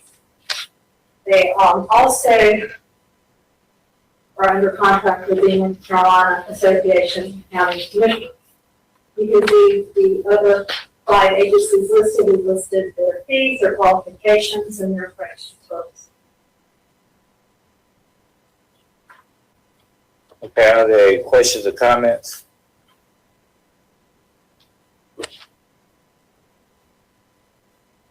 This is fine. I gotta wait for the chairman. Commissioner Adams, You're not the chairman. I appreciate that, sir. Thank you. Keep talking, doesn't you? He just burns out over there, that's right. And these are just the people who I know responded to it. But it's just interesting to me that besides a couple of them, most of these are cities, not counties, that have this legislation. I mean, is that kind of nationwide? That is more cities than counties? I mean, I'm just looking at what came back. Right, and I did list, the ones that they're with. I looked at some of the larger counties in North Carolina, but they do have federal lobbyists. But none of their people apply with us, I guess, or we spotted out. Yeah. We not paying enough, or they just didn't want us? I don't know. Well, I mean, if you're looking at Wake County, Wittenberg, and we're taking the proposals back from them. understand. I was just wondering why. I think it's always important to ask why. I mean, thank you. Commissioner Keith. Thank you, Mr. Chairman. What do we hope to get out of this? What? What do we hope to get out of this? With the change in administration in Washington and congressionally directed funding that is expected, that we would be able to draw down some of those funds for major projects. And for us and our needs, we know we have infrastructure projects, water, sewer, would be among the top ones. Then grants are not going away. If you'll look, the approach to services for all of these we're in line. They'll come in, they'll do an assessment, they'll help us develop the strategic plan. And what are our needs? What are the things that we would be seeking from the federal government? There's one farm that's already working with the City of Fayetteville that kind of done that analysis for them. And last month, I did include the federal action plan for the City of Fayetteville. And it did include water projects there. There would be overlaps there. Well, this is just an opinion with the information that you have here. If we're looking at the uniqueness of our community, and we're talking about a federal government, I think we wouldn't be very, very smart without recognizing the federal installation of Fort Bragg. The thing that concerns me about the Ham group, yeah, they are cheapest, but They're a two-member group, and their clients are Fayetteville, Rocky Mount, Salisbury, and Salem. So we're gonna be all competing, and they're gonna be all in North Carolina, where if funding is available on a national, federal level, someone with experience with, I think the militaries are geared. I do, if you're gonna go to the federal level. I do want to correct, it is a three-member team. Mr. Hammond is based out of Washington. The three-member team, I just took those Okay. three members. I apologize. I want to be very clear. It is a three-member team. And you have this one, and I don't know if they're the best that has to do with military, but I just think when you're up there at that level, and you're talking about money for a community, and we have a federal installation here, I think that would probably get a little bit more interest than competing with Salisbury and Rocky Mount and Fayetteville.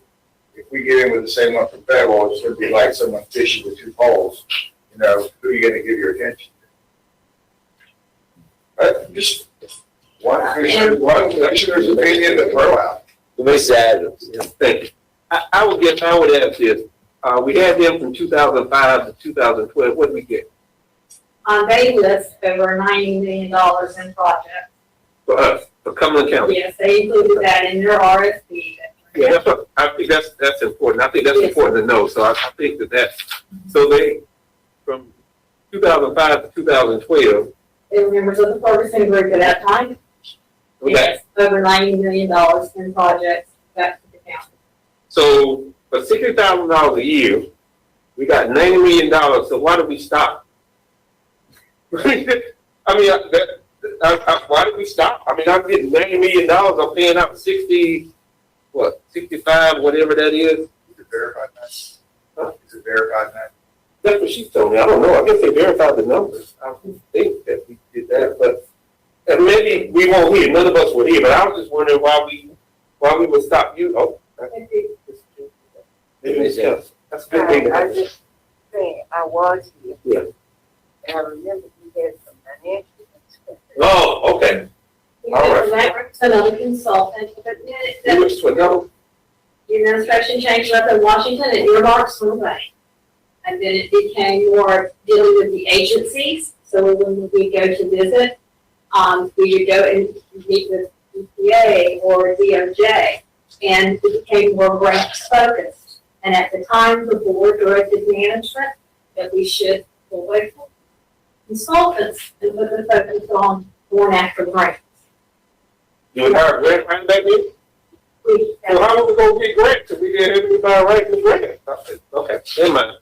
Thank you. Partnership, also the partnership with the city and the chamber, it was not just the Cumberland County that thought, but also the chamber and the city, the economic development arm of the chamber and the city.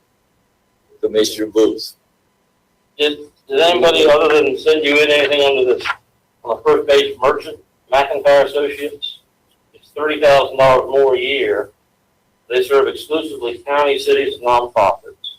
They have time deadlines. They give us inventory in 30 days, strategy in 60 days, grants, grid, and action plans. They write grants. And Mr. Keith's thing, it says no NC references. That would almost be a plus, in that we would be their only, but except for Hayes or Tazewell County, Virginia, they're all kind of west of the Mississippi. We'd be their only, well, Pompano Beach. But we would be their jewel in this little area. So I don't know if there was anything other than just a written proposal, or anyone engaged on the phone or Yeah, because Skype or anything. the deadline was yesterday at noon, we went and another department head and I came back to you so that we could report back with the summary. I have all the proposed. If you'd like to set up interviews or have us follow up with two of these, we're here to get direction from the board. Commissioner Adams. And I'll ask this question, just because the administration has changed. What's the diversity in these groups? I mean, this is a 3-person firm. If they're all white males. When you're talking about going to Congress now and talking to them and talking to some of these agencies, I mean, were there any women in the groups and all of, because I mean, all of that's not provided. I don't have any of that. But I think if you look at what's happening in Washington now, if you set up a group that doesn't have any diversity, you're gonna be hard pressed to get anything back. That's my Answer that question. So under the HAM group, they, the lead, is an African-American male, and it is a certified minority-owned small business. And then the other two members of that team are females.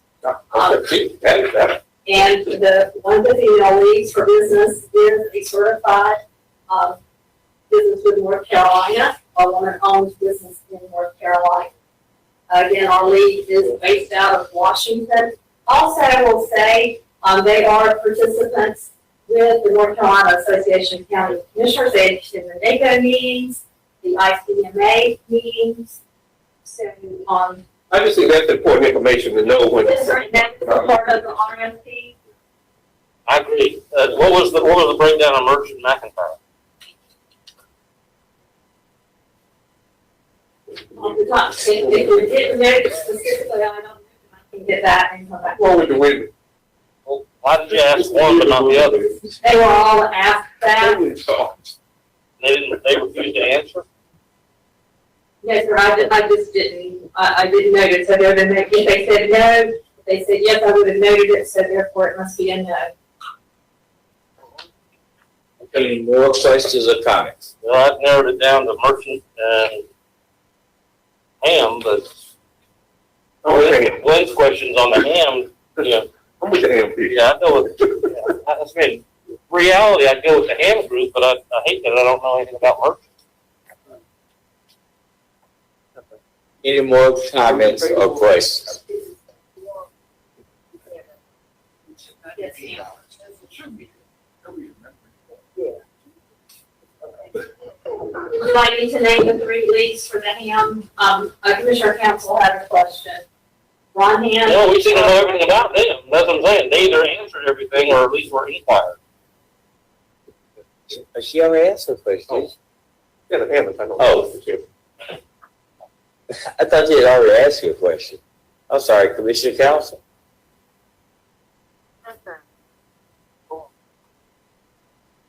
Commissioner Stewart? Chair, I would like to know. Ron Ham is the lead, he is the Ham Consulting Group, LLC, and then he is one based out of Washington. Leslie Mazzino is, here in North Carolina, and she's back and forth between here and Washington. She is strategic consulting as the contract with the North Carolina Association of County Commissioners. And then, Deborah Bryant, who, worked with Leslie with the focus group. And we met Leslie at NACO. She's pretty impressive. She was our contact. Yeah, she was, yeah. Any more questions or comments? What direction would you like for us to do with this, Val? Where would you like for us to go with it? How would you like us to proceed? Would you like more information on the firms? Are you seeking a recommendation? How would you? Which direction would you like for us to go? From direction to board. Sure. Yes, sir, Commissioner. And maybe just do it a little bit differently, but before we jump off and do a partnership, I think we should know what we want to ask. Hmm. You know, and to see if they're the best match for our ask.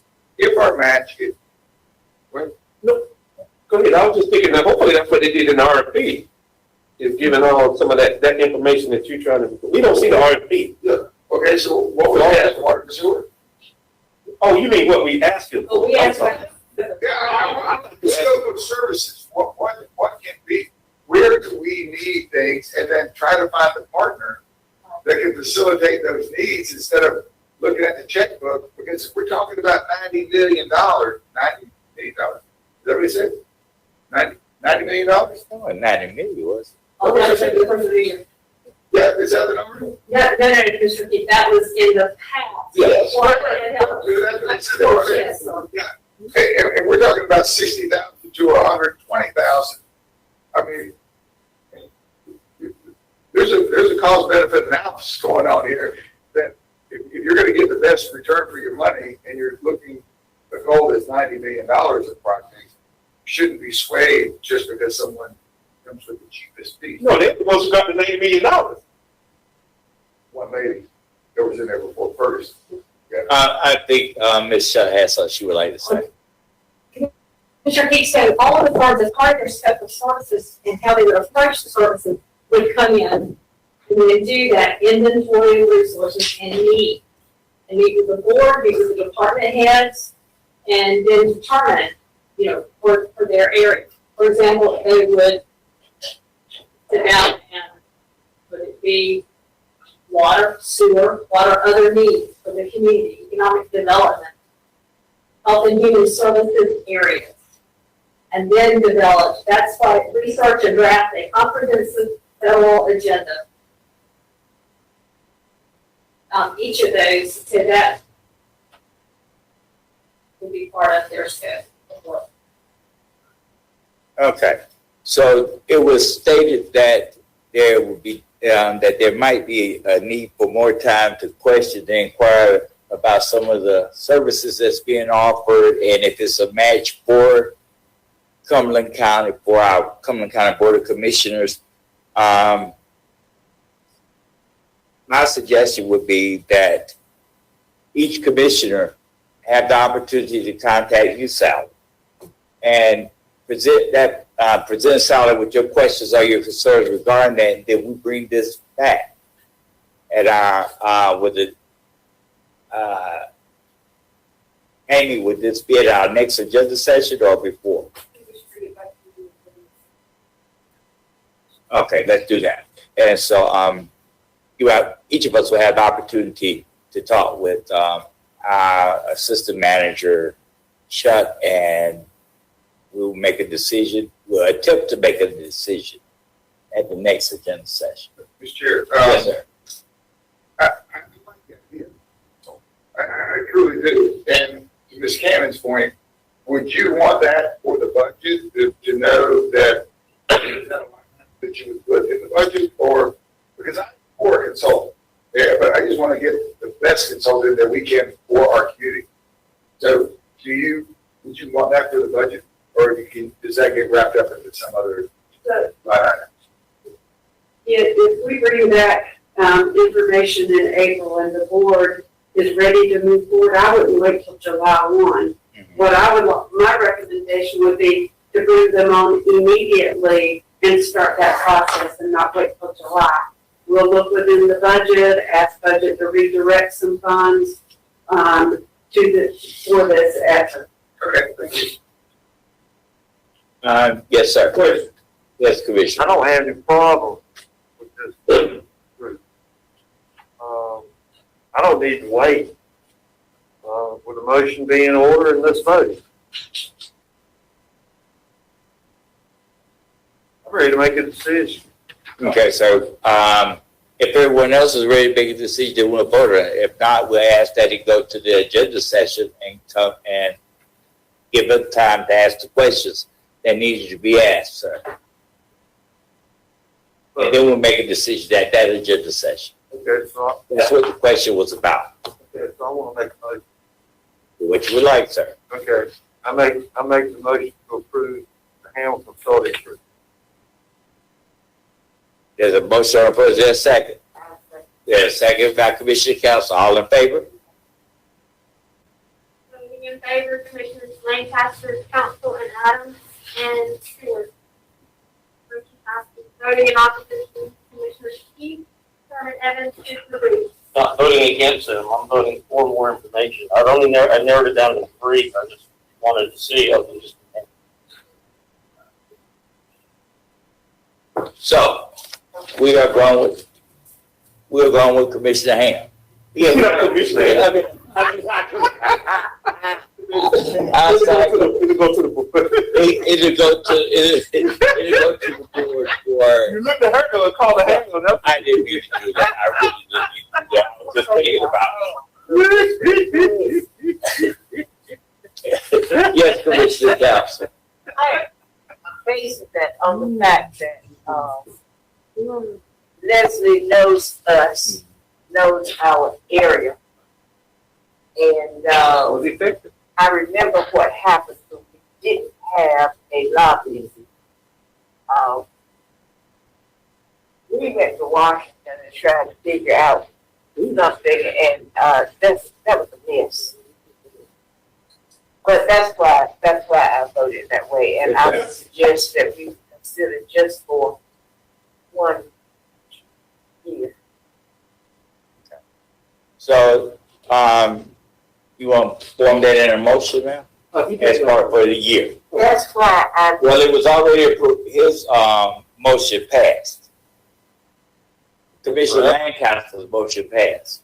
Yeah, I guess forever. And, Term limit on and so I'm asking Commissioner and Council now, if she would like to, add an amendment to that motion or, make another motion stating that it would be. Here's the question. We're talking about 1 year. Are we talking about 1 year? That wasn't in the motion.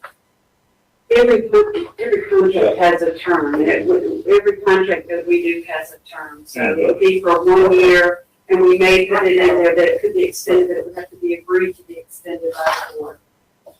Okay. I'm fine with that. Yes, Commissioner. And I understand, but you gonna have our lobbyists, I don't know that 1 year they're gonna, I mean, they gotta come down, do the assessment, that takes 3 to 4 months, and then you're trying to get, so I think we leave it to staff in terms of the length and bring that back in terms of, the length of that, as opposed to trying to handicap somebody today. I mean, it's just, they're just getting it, I don't want to just get, I mean. I don't want to be silent on that. I'm not turning over staff for drafting years. No, I said bring it back to, Without a. you didn't listen to, I said bring it back to this board to vote on. I mean, they bring contracts back all the time, and we vote on it in terms of length or whatever. Without saying terms, we just voted to hire them. There is no terms, that's just to move forward and negotiate with. No, it said to hire them. His motion is to hire the firm. We still gotta negotiate. I mean, if you don't like the negotiation, you won't end up doing it. Okay. Madam Manager? Yes, sir. Mr. Chairman, since Attorney Moorefield is back in the room, I'd like to go back up to item 4D, which is the Braga State Sewer Project options. Tracy Jackson, Assistant County Manager, will provide a presentation, and again, it does have a legal perspective to it. We do have representatives from Environmental Health. We have Adrian Jones, who's the Environmental Health Director, as well as Fred Thomas.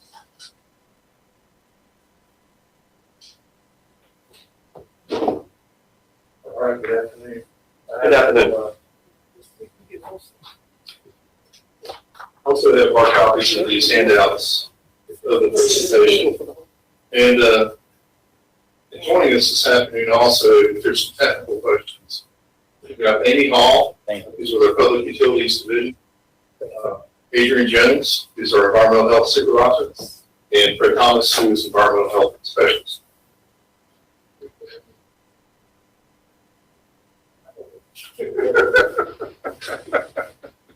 Since it's been a little while since we talked about this, I just want to bring you back up to date. Research and planning for this project started in 2014. There's the long back and forth federal government over the easements. 2014 cost estimate for this project is approximately $2 billion. In 2021, that cost estimate is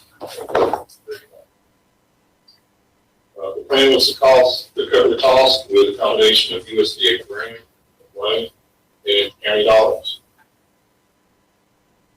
And we've been told that we need to start this project soon because there's a loss of the USDA funding. As far as the subdivision itself, it was originally constructed back in the mid to late 1960s. Currently, there are 121 structures in this subdivision and 170 parcels. It's a mix of owner-occupied and rental housing, and it is landlocked by the military installation. So, just so you can get your bearings, if you're familiar with Spring Lake, you've got a little river here, 87 on this side, Bass Road, and this is the subdivision that we're talking about. The green is full brag. Okay. So here's the subdivision, full brag. The Bass Road is where that easement that we talked about coming through, connecting that this way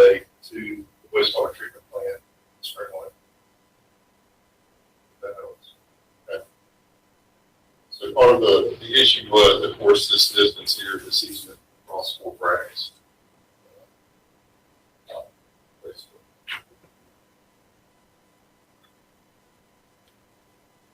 So, Amy Hall was able to send out surveys to the residents. We did get some responses. As you can see there, we had 23 that indicated, yes, they were interested in hooking up. 17 said no. And 2 that were just kind of, we need more information before we respond.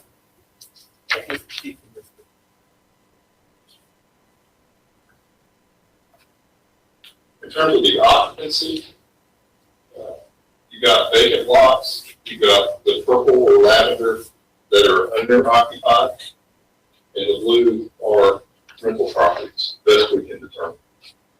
So on that last slide where you say that you got the yays and the nays, were those the renters or the owners on those rental properties? So you got the 14 yays, were they the owners of the property or were they the renters that the survey went to? Should make a difference. Yeah, so go ahead. They were all male to be owners.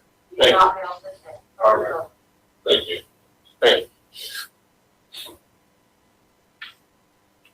So as you can see, I mean, majority of the structures are occupied by owners.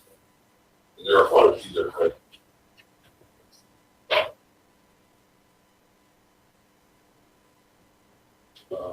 Again, as far as those that were interested, we got a mix there.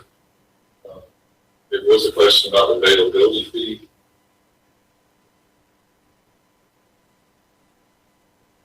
I think we'll see here in a second. In terms of the problems out there, the scope of the problem, there are folks that have been issued repair permits from the environmental company. So these are all the parcels that have been issued repair permits over a period of time. Okay. So that's one indicator that we're doing. Do you know what that period of time is? I had to read out that you help us with that. From 1965 on. Let's see if we can do the So it's over a long period.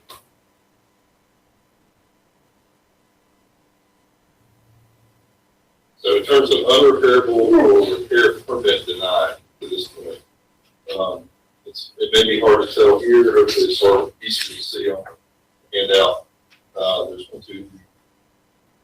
There's several denied, as you can probably tell on the map. Quite a few that we need unrepairable at this point. So between the combination of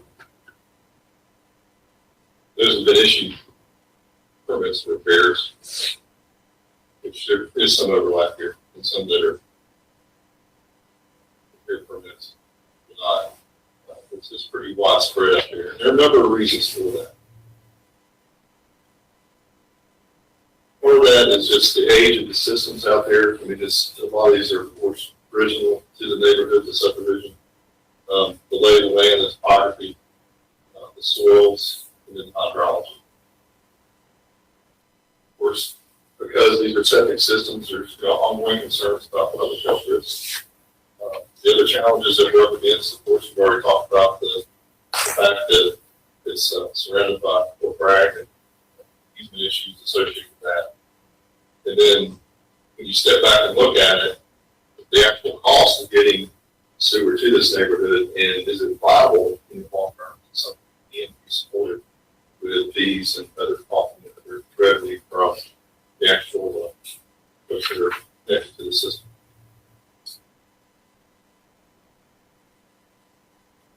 There aren't many alternatives. So the alternatives that we have on the table right now are to extend sewer and require mandatory connections in order to make it financially viable or attempt to, or gradually relocate residents as systems fail and cannot be repaired.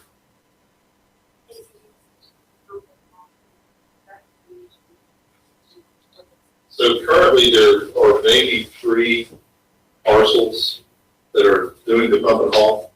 The challenge there is just it's so expensive. They have to do this monthly at $200 to $300 a pop. And sometimes, of course, depending on conditions, and they have to do it more than once a month. So, it is a challenge.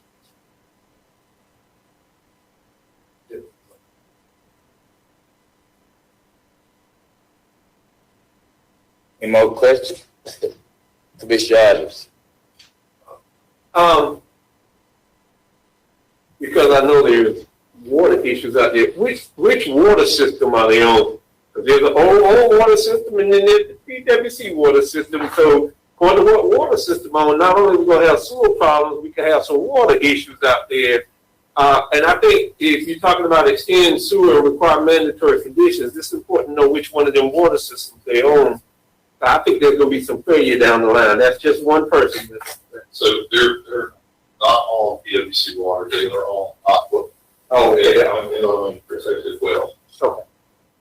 In this area. Okay. Commissioner Keith?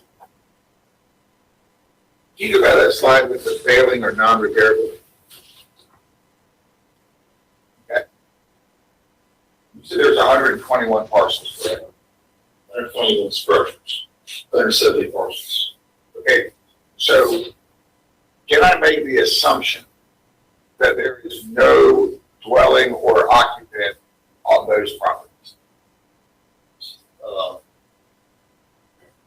Not these. And I have to refer to somebody who's familiar with what's on the ground. Well, if they're not repairable or a repair permit is denied, how are they getting rid of their waste, their effort? Mr. Thomas, can you help us with that? That was my question. You do have some vacant lots out there. But that will not, okay. There's a lot, there's some right here, and there's a few scattered out of there. Those were built on because they didn't even pass the perk test evaluation back. And the three pumping halls, this is just the start of it. The slide doesn't give you an idea of where I may have actually done a repair in the past, but we'll take this row right here, where I had a little bit of soil in the front yard to work with, about half the size of this room. And that's all I've been able to fix the septic systems with. So they're on weed rare. I can't do anything in the backyards. What soil I have is all I have to start. New construction, you get septic system area and repair area. So we can't remove the soil from good soil back to fix these things. Right. But the draw is up here on the higher ground. We've got the capability to repair up here. Right in here, this is the good side of the area, and then it just dies down here. Question, Fred, if I may. A lot of those that have yes, those have houses on them, they're occupied, and Fred used the terminology, they can't be repaired if they're on a wing and a trailer. I think that was your question. Okay, so unrepairable means that if something goes bad, they're done. I could put them on a pumping hall. Right. A pumping hall meaning you're gonna take it, every time it fills up, they're gone. They cost them a lot of money. Okay. It looks to me like about 75% of the lots, well, you said structures, so I don't know how many, but a large percent of them are non-repairable right now. All right, I'm gonna ask the question that nobody wants to ask, but what is our legal responsibility? Now, we would probably help as a legal responsibility. To the tenant, to the homeowner. We don't have a responsibility to provide. We have a responsibility, health department has a responsibility to not permit or to actually condemn properties that are making unlawful discharge from service. That's the county. Okay, go. And the reason I asked that was, Mr. Jackson mentioned assessments and, bringing out sewer or relocation. And I imagine that you were talking about a government relocation of sorts, a funded relocation, or just tell them they can't live there anymore. I think community development can provide some assistance to people who have to relocate because of the, whether they're in or. It's not providing new housing, it's just assistance to get them. Okay. Commissioner Adams. And Mr. Keith, I guess what I'm understanding is the solution would have been for us to build out Bragg Estates, the sewer, right? That would have been one of the solutions, but it's not viable because of the easement problem. Right? I mean, yes or no? I mean, yes. That's all I need right now. Right. So these folk here, our obligation to the health department is whether it's habitable or not habitable, or whether it's a health condition. That's right. The next step for us is if they get to that point, is that because it's out in Spring Lake and some of the lower areas and community development does have those fundings, is that we could use that to assist in the relocation efforts of it. So the only issue is build out the sewer system or not, or at some point relocate these folks as it comes to the problem of he said you gotta go. Yeah. I mean that's just it in a nutshell without all of that other stuff. Thank you, Rick. Okay, Commissioner Bruce. In the two options, how much is it gonna cost? How much is it gonna cost us? Sewer. Is So we know the extension of the sewer was going to be 2.8. That's recent. that to us or is that? That's the combination of USDA loan grant and county portion. County portion, if I recall correctly, and Amy Hoffman dealt with this, is around 800,000. And the second one?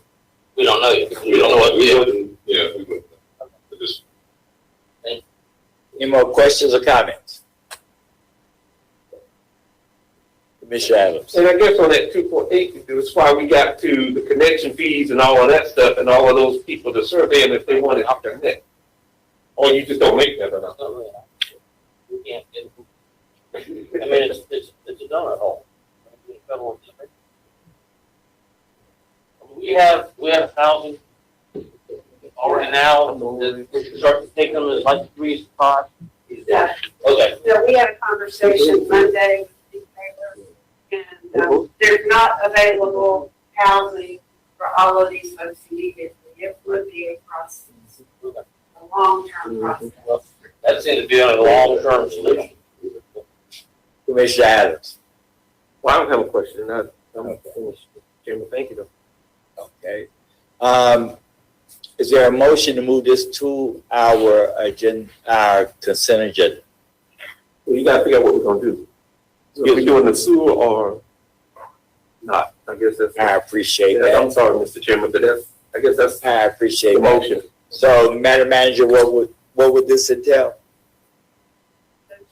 Mr. Jackson had laid out two options. When this was presented by Mr. Warfield in December, one of the challenges was the easement issue. With the federal government is limiting the easement to 50 years with a 30-day cancellation notice. And so that was the discussion. So we were asked to come back and figure out what options there may be. So we took a much deeper dive and wanted to provide some detailed information. And there is a need. Obviously, what's been presented, there is a need. When we talk about environmental health, those tanks may need to be pumped multiple times a month at $200 to $300 a month. And those homeowners can't afford that. The option is to provide sewer with the restrictions, but if the board does that, it has to be a mandatory connection. In all of our other districts, and many of those districts were started, sewer districts and small water districts before most of you were on the board, there has not been a mandatory connection, and that has been to the detriment of the long-term financial sustainability of those districts. And so it would have to be a mandatory connection. Pump and haul is not an option, and so the only other alternative would be to utilize community development money over a period of time to try to relocate those residents. Okay, Commissioner Adams. And I guess this is my question. Let me see, make sure I understand. It may be for the engineer more so. Yes. How long to build out the sewer system? And whether these fail before we get the sewer, we invest in the sewer system to build it out, but they all fail before then, and we have to condemn them. I mean, and so we still may have to move the people. So I guess that's my question for whoever might be able to answer. How long to build it out, and whether there's a possibility that these things fail before we get the system built out. We'll have to get our 18 months, but I'm gonna get all of our permitting done, and contracts are We can hear, so I'm good. But one thing that has to happen, if I may, Ricky, you have to correct me, but we still have to now get the, if the board decided to proceed that way, we still have to work and get the easement under 690, is that correct?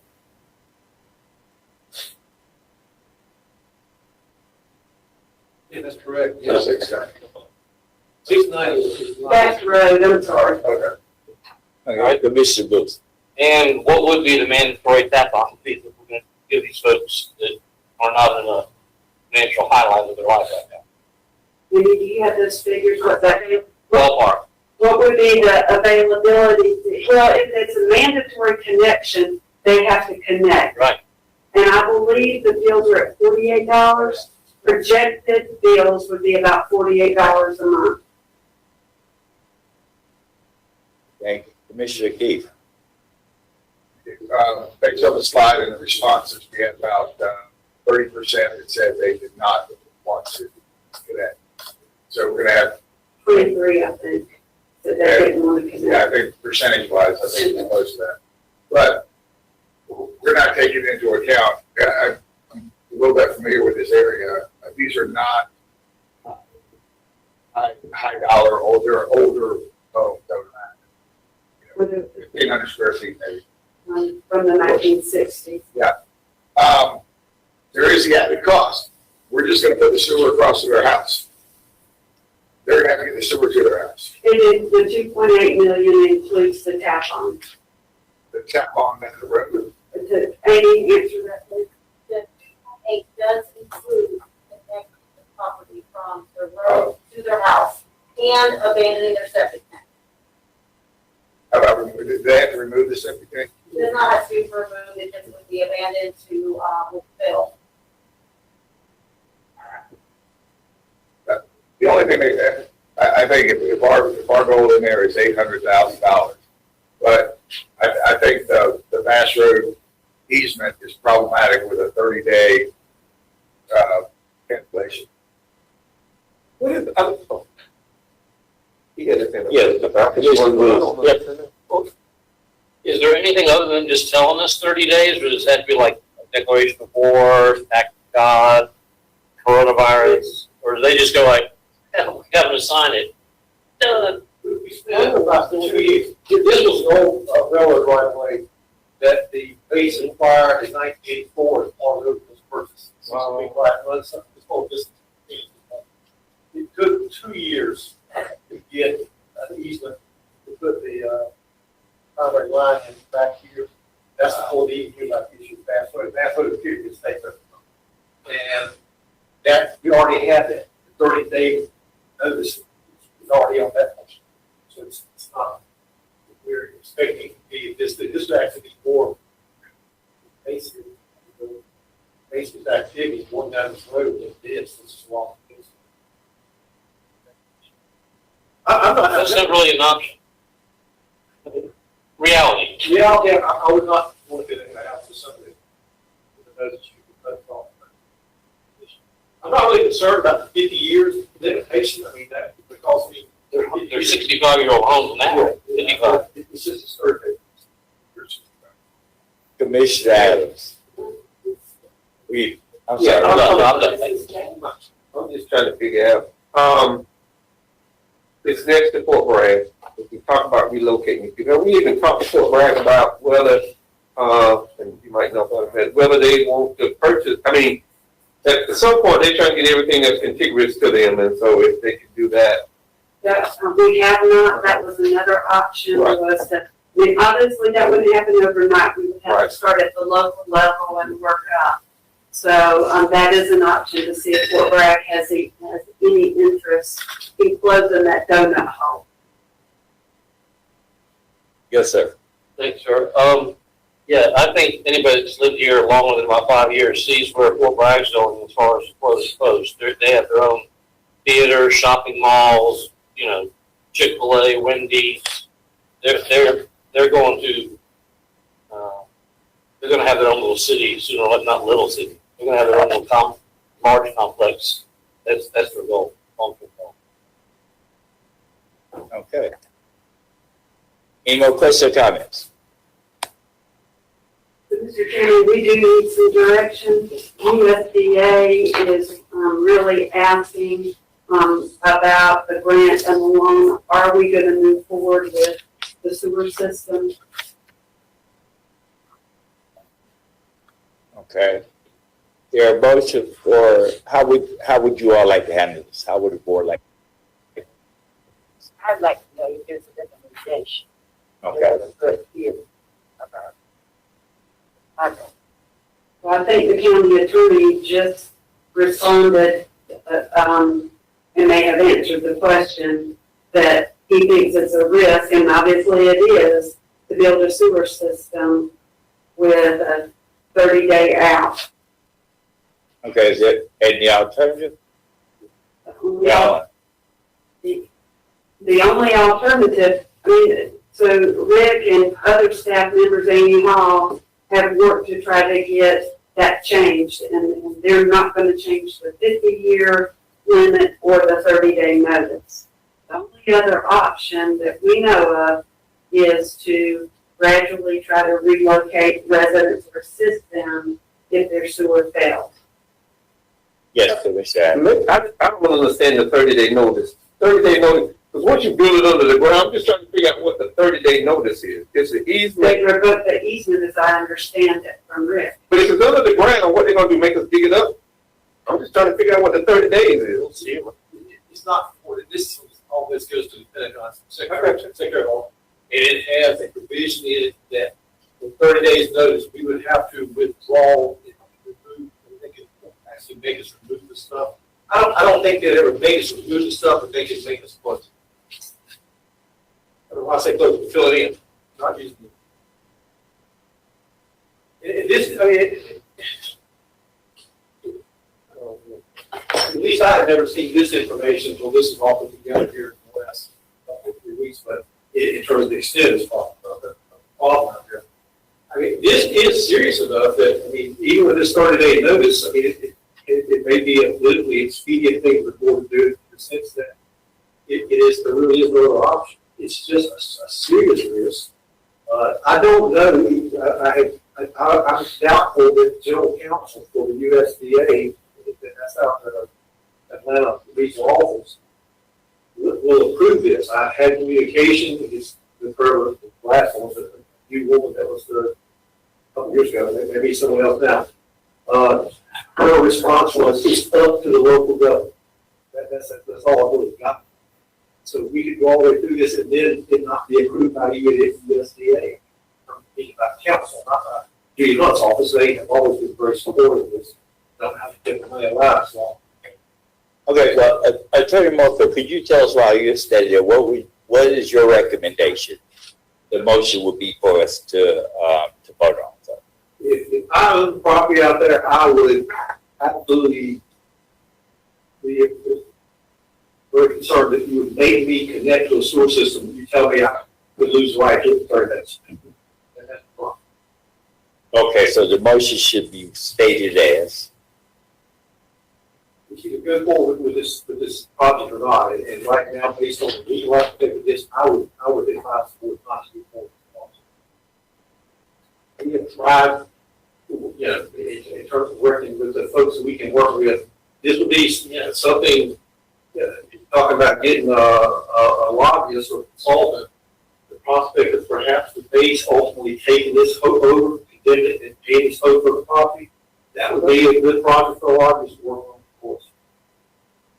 Yes, sir. I mean, that's why I asked the question. I mean, I think we haven't even asked the question. I mean, and I know that the local people can't make that decision, but they can send it up the chain in terms of talking to the garrison commander.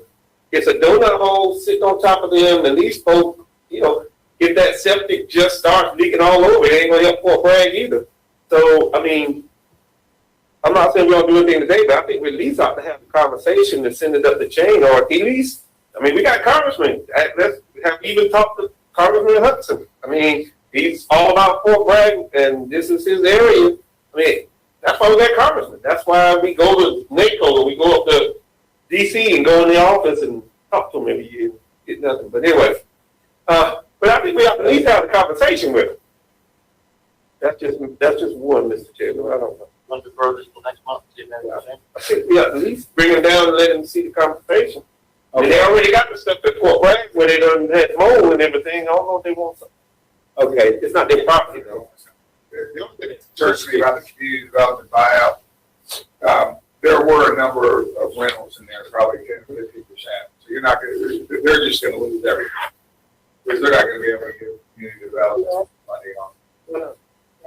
Well, I assume that community development. If this is done as a local, if the base or the Army were to buy this podcast on Jace, that federal action, that would title these folks under federal program to relocation systems, whether rental or.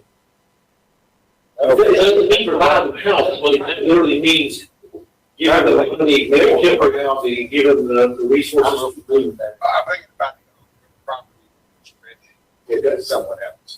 Any buyout by the federal government and its the base would all go together. So we're not talking about buyout now, we're talking about community development assistance, possibly, to help in relocation.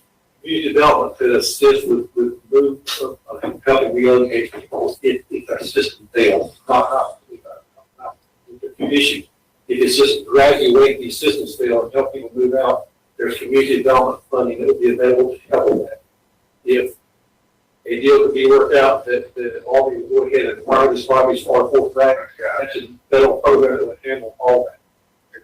Just for clarification, did you say that they can only, community development can only help if their system has been deemed to fail? Did I miss that? Can they be helping there in an area that has potential? And I'm not saying that's the only reason, but that would be a reason. There's other requirements, community development, systems, income eligibility, and all that sort of stuff. I think Commissioner Adams. And only because I grew up in the city of Fairfield and they did a whole community development. They moved us all out. I mean, they just bought it was right over on Evans Hill, and they just, so can't you do, I mean, there's a community development project that you can do through community development. I think you may know more, but I mean, the city does it quite frequently. So, I mean, there's a lot of options on this. We could go in there and do a redevelopment, community redevelopment, move these people and rehouse them, because that's kind of what happened to me when I was in elementary school and ended up in Broadhill as opposed to over off of Hillsborough Street. They do it all the time. So, I mean, I think that there's not just the option of buying them out when it fails, but we would have to put together a plan to do a community development for the whole thing. It's not just staggered. They took everybody, moved us all at one time and just bulldozed everything. Travis, we would have to seek additional funds. Remember, our entitlement, our entitlement is based on the population in the unincorporated area. And I don't know that we would have the funding to go in there in 1 year and do all of that. We'd have to go to HUD and seek additional funding. We roll money over every year. But I understand that's one. Yes, sir. Okay, we have heard the legal recommendation from our county attorney. What's the pleasure of the board? Is there a motion?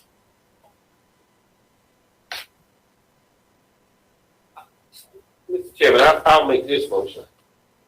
I make the motion not to go forward with the sewer project.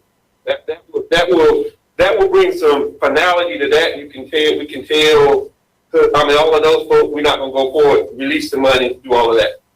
I would then add to my motion, though, that we come back and determine some options for these people, whether it's community development, whether it's trying to move them out, if they're renters, all of that, and have staff prepare some options now that we've decided not to do the sewer project. That would be my motion. You have part of looking into Fulbright? Yeah, that, everything, that's the option. All of that would be the option. I'll set that. And we add that. Yeah. With the superintendent out there, whatever they call it. What, Yes. The garrison commander. Garrison commander, and The mayor. Richard. Look, That's all my motion, Mr. Chair. that's I'll second all that. Okay. The motion was made by Commissioner Adams, a second by Commissioner Bruce. All in favor? Unanimous. Project, get on there. Is that an amendment? Madam Manager. Item 4J is the bid tap for replacement of cooling units at the Springwood Family Resource Center. Mr. Beck.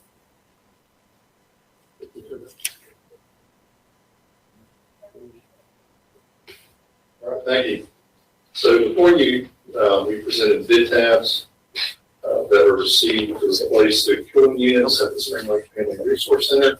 8 bids were received ranging from $197,000 to $248,000. Board Masters Incorporated is recommended as the lowest responsive bidder, $197,000. Staff recommends awarded the contract to Board Masters Incorporated, authorizing the county manager upon recommendation of county engineer to approve change orders for the project.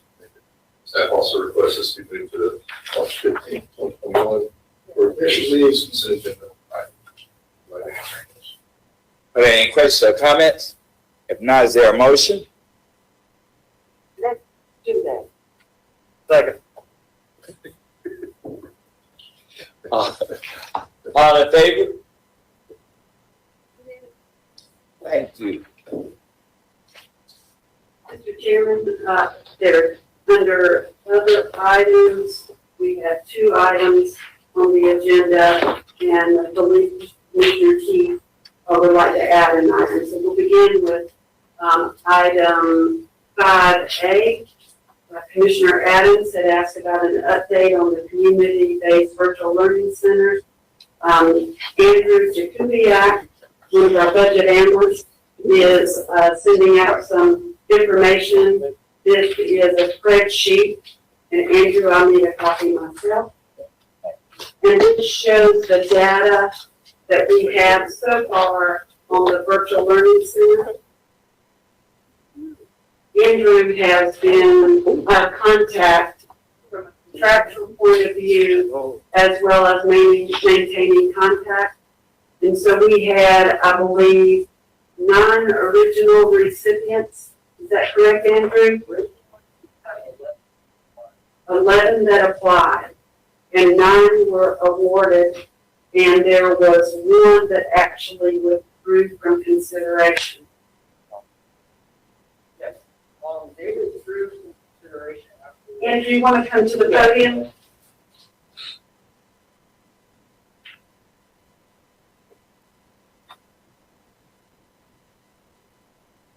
Hello, Mr. Chairman.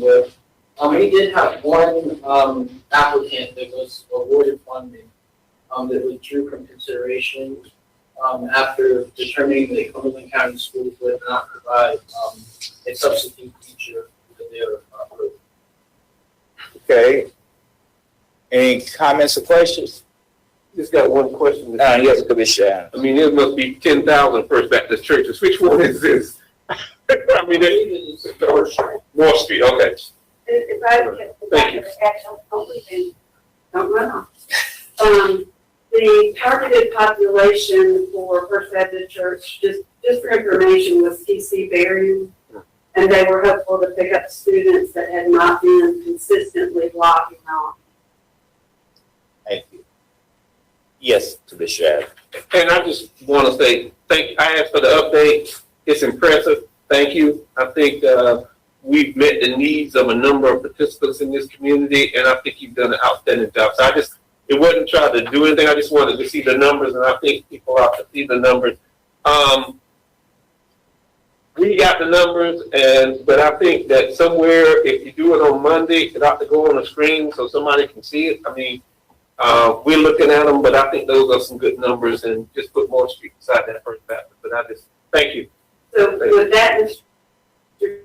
Chairman, just let me clarify, I want to make sure. Are you asking that we put this item under items of business as a report out? Otherwise, I'm not sure how we get a slide up in the meeting. I don't either. Well, I'll clarify. yes, Madam Manager, on the items of business. Okay. Yeah, I think he's done a good job. Mr. Chairman. Yes, sir. Yes, Commissioner Stewart. Will these programs continue since the kids are going back to school on Monday? Some of them. Did you answer that? These will continue as long as we have a virtual component, until the end of fiscal school. So as long as Cumberland County Schools is offering virtual. Any more questions or comments? Okay. That's just an update. We'll put that as an item of business. And Andrew will work on something for the screen on Monday. Fantastic. Andrew, thank you so much. So item 4B is an update on the Cumberland County Public Library and Information Center parking lot. So it really has two components, again, a legal component and an engineering and infrastructure component. Rick, do you want to provide an update first from the legal perspective? And the steps that you took with the city of Fayetteville? Our communication is, it was back last fall, so our communication with the city attorney. The city attorney came back with what has consistently been the city position, make us an offer of sharing some kind of project. And my letter was clear that we were, the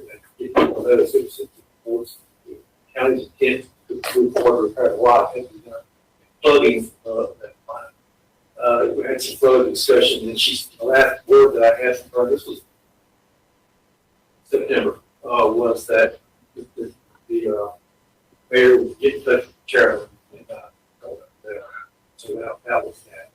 As far as the legal perspective in terms of the county just assuming this as its own project, we would have to get an easement from the city to repair it because this line runs into the city street. So I just think that there's some legal implications whichever way.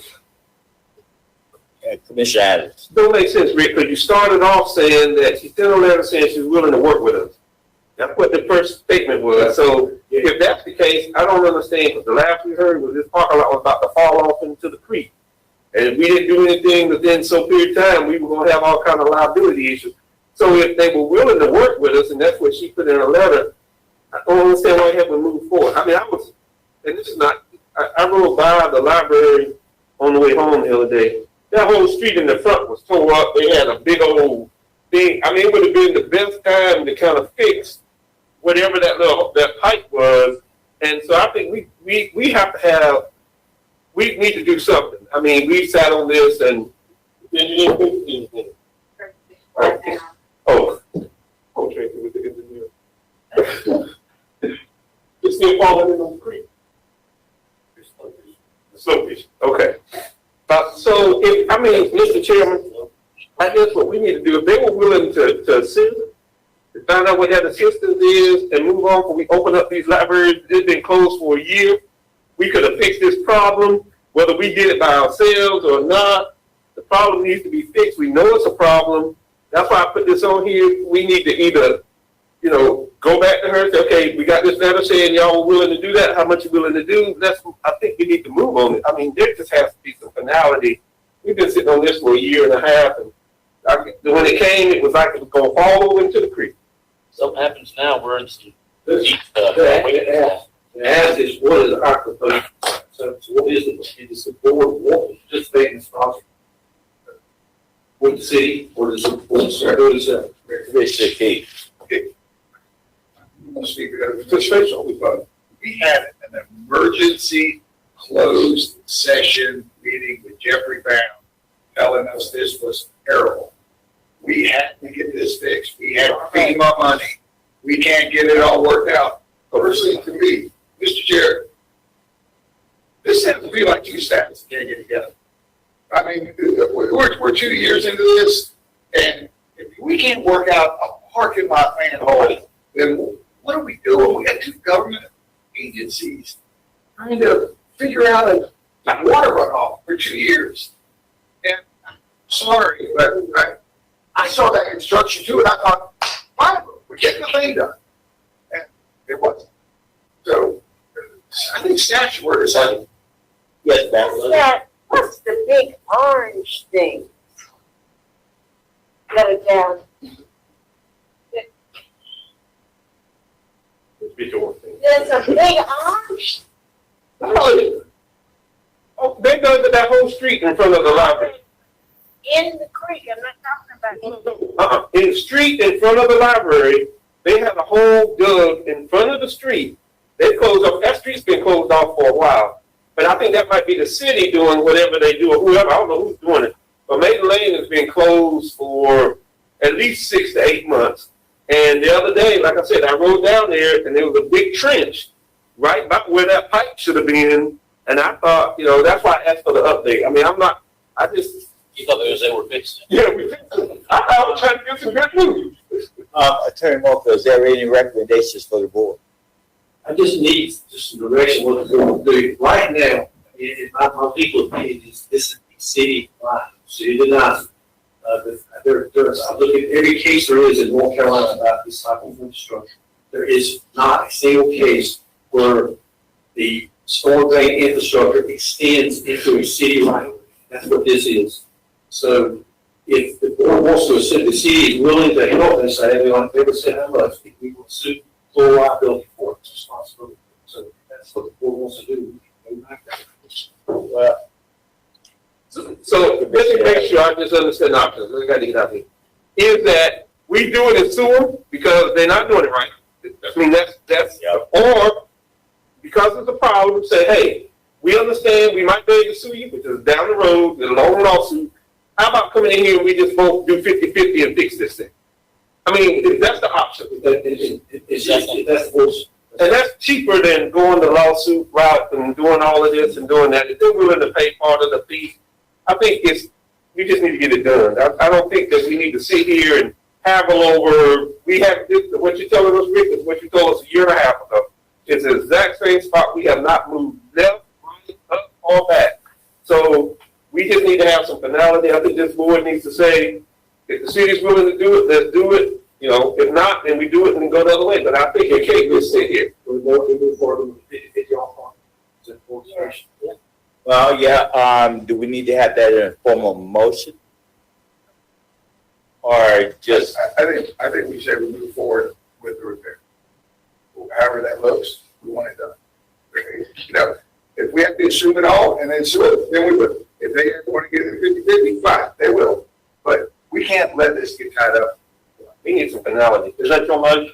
No, I'm ready to ask Glenn for his, would he like to entertain that in a motion? Well, I think, and I don't have a problem with that. I would do it this way, though. I don't know that I necessarily want to tie somebody's hand to 50-50 and they say no, and so then we go to that. I think there's some negotiation on that, but whatever they're willing to, as we're doing this thing, I think there's some negotiation to get them. If they're willing to do that, 50-50 is great, but we just need to get it. If for their citizens, I mean, the city of Fayetteville, it sits in there, they don't want it closed any more than we do. So yes, I would make that motion. Is there a second? I heard, Oh, I'm sorry. The motion is to go and negotiate with the city of Fayetteville, to do a joint, fix of this property, but we need to have this thing back here with an answer within 60 days, no later than 60 days. I'd have better put 30, but I am before that. I mean, I'm trying to give them a little bit of time because other things on his desk. You can go shorter than that. I mean, I don't care. I mean, you can put whatever time limit you want to them. Mr. Chair. I know how lawyers do, though. I don't know. Whoa, wait. Yeah, I'd like to direct staff to fix that, to fix it. Well, at the end of the day, if you don't get the 50-50, you fix it. Fix it. Judge, fix it, and come out to us and tell us it's done before these libraries open back up. Okay. When they come out and ask us, I'm sorry.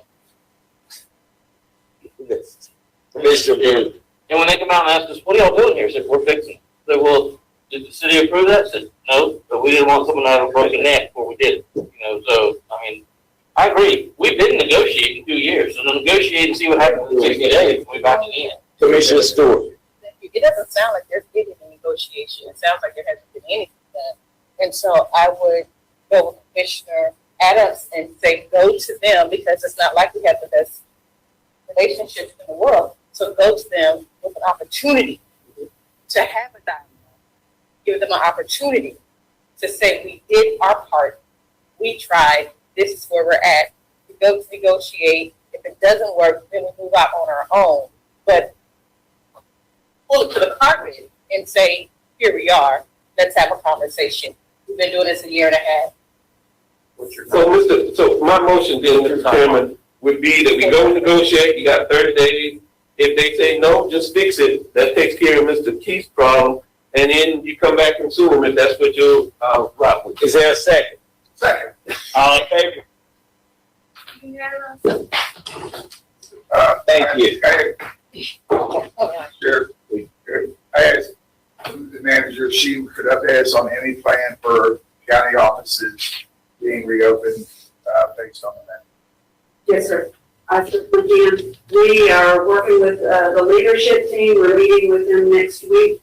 Our plan, as you know, last week, the vaccine opened up to government employees. That's agreeing upon that all county employees met that definition. So last week, county employees were notified of the process to set up appointments for the vaccine. We are encouraging employees to get vaccinated. We are doing videos, the management team has done videos telling our own story about why we received the vaccine last week. But as you know, it is a personal decision. And so last week and this week, the health department has the Moderna vaccine. You have to wait 4 weeks to get your second vaccine, and then it will be 2 weeks after that, once you are fully, it takes effect, which takes you into about the second or third week of April. It is our goal to do a strategic and safe reopening. And so our goal is to get as many people, employees vaccinated, because once you open the doors to DSF, you may have 1,000 people in there at one time on a daily basis. And so our goal is to open all county offices near the third or fourth week of April. Okay. Steve? Any questions? Thank you. Item 6, you have the monthly reports that have been provided.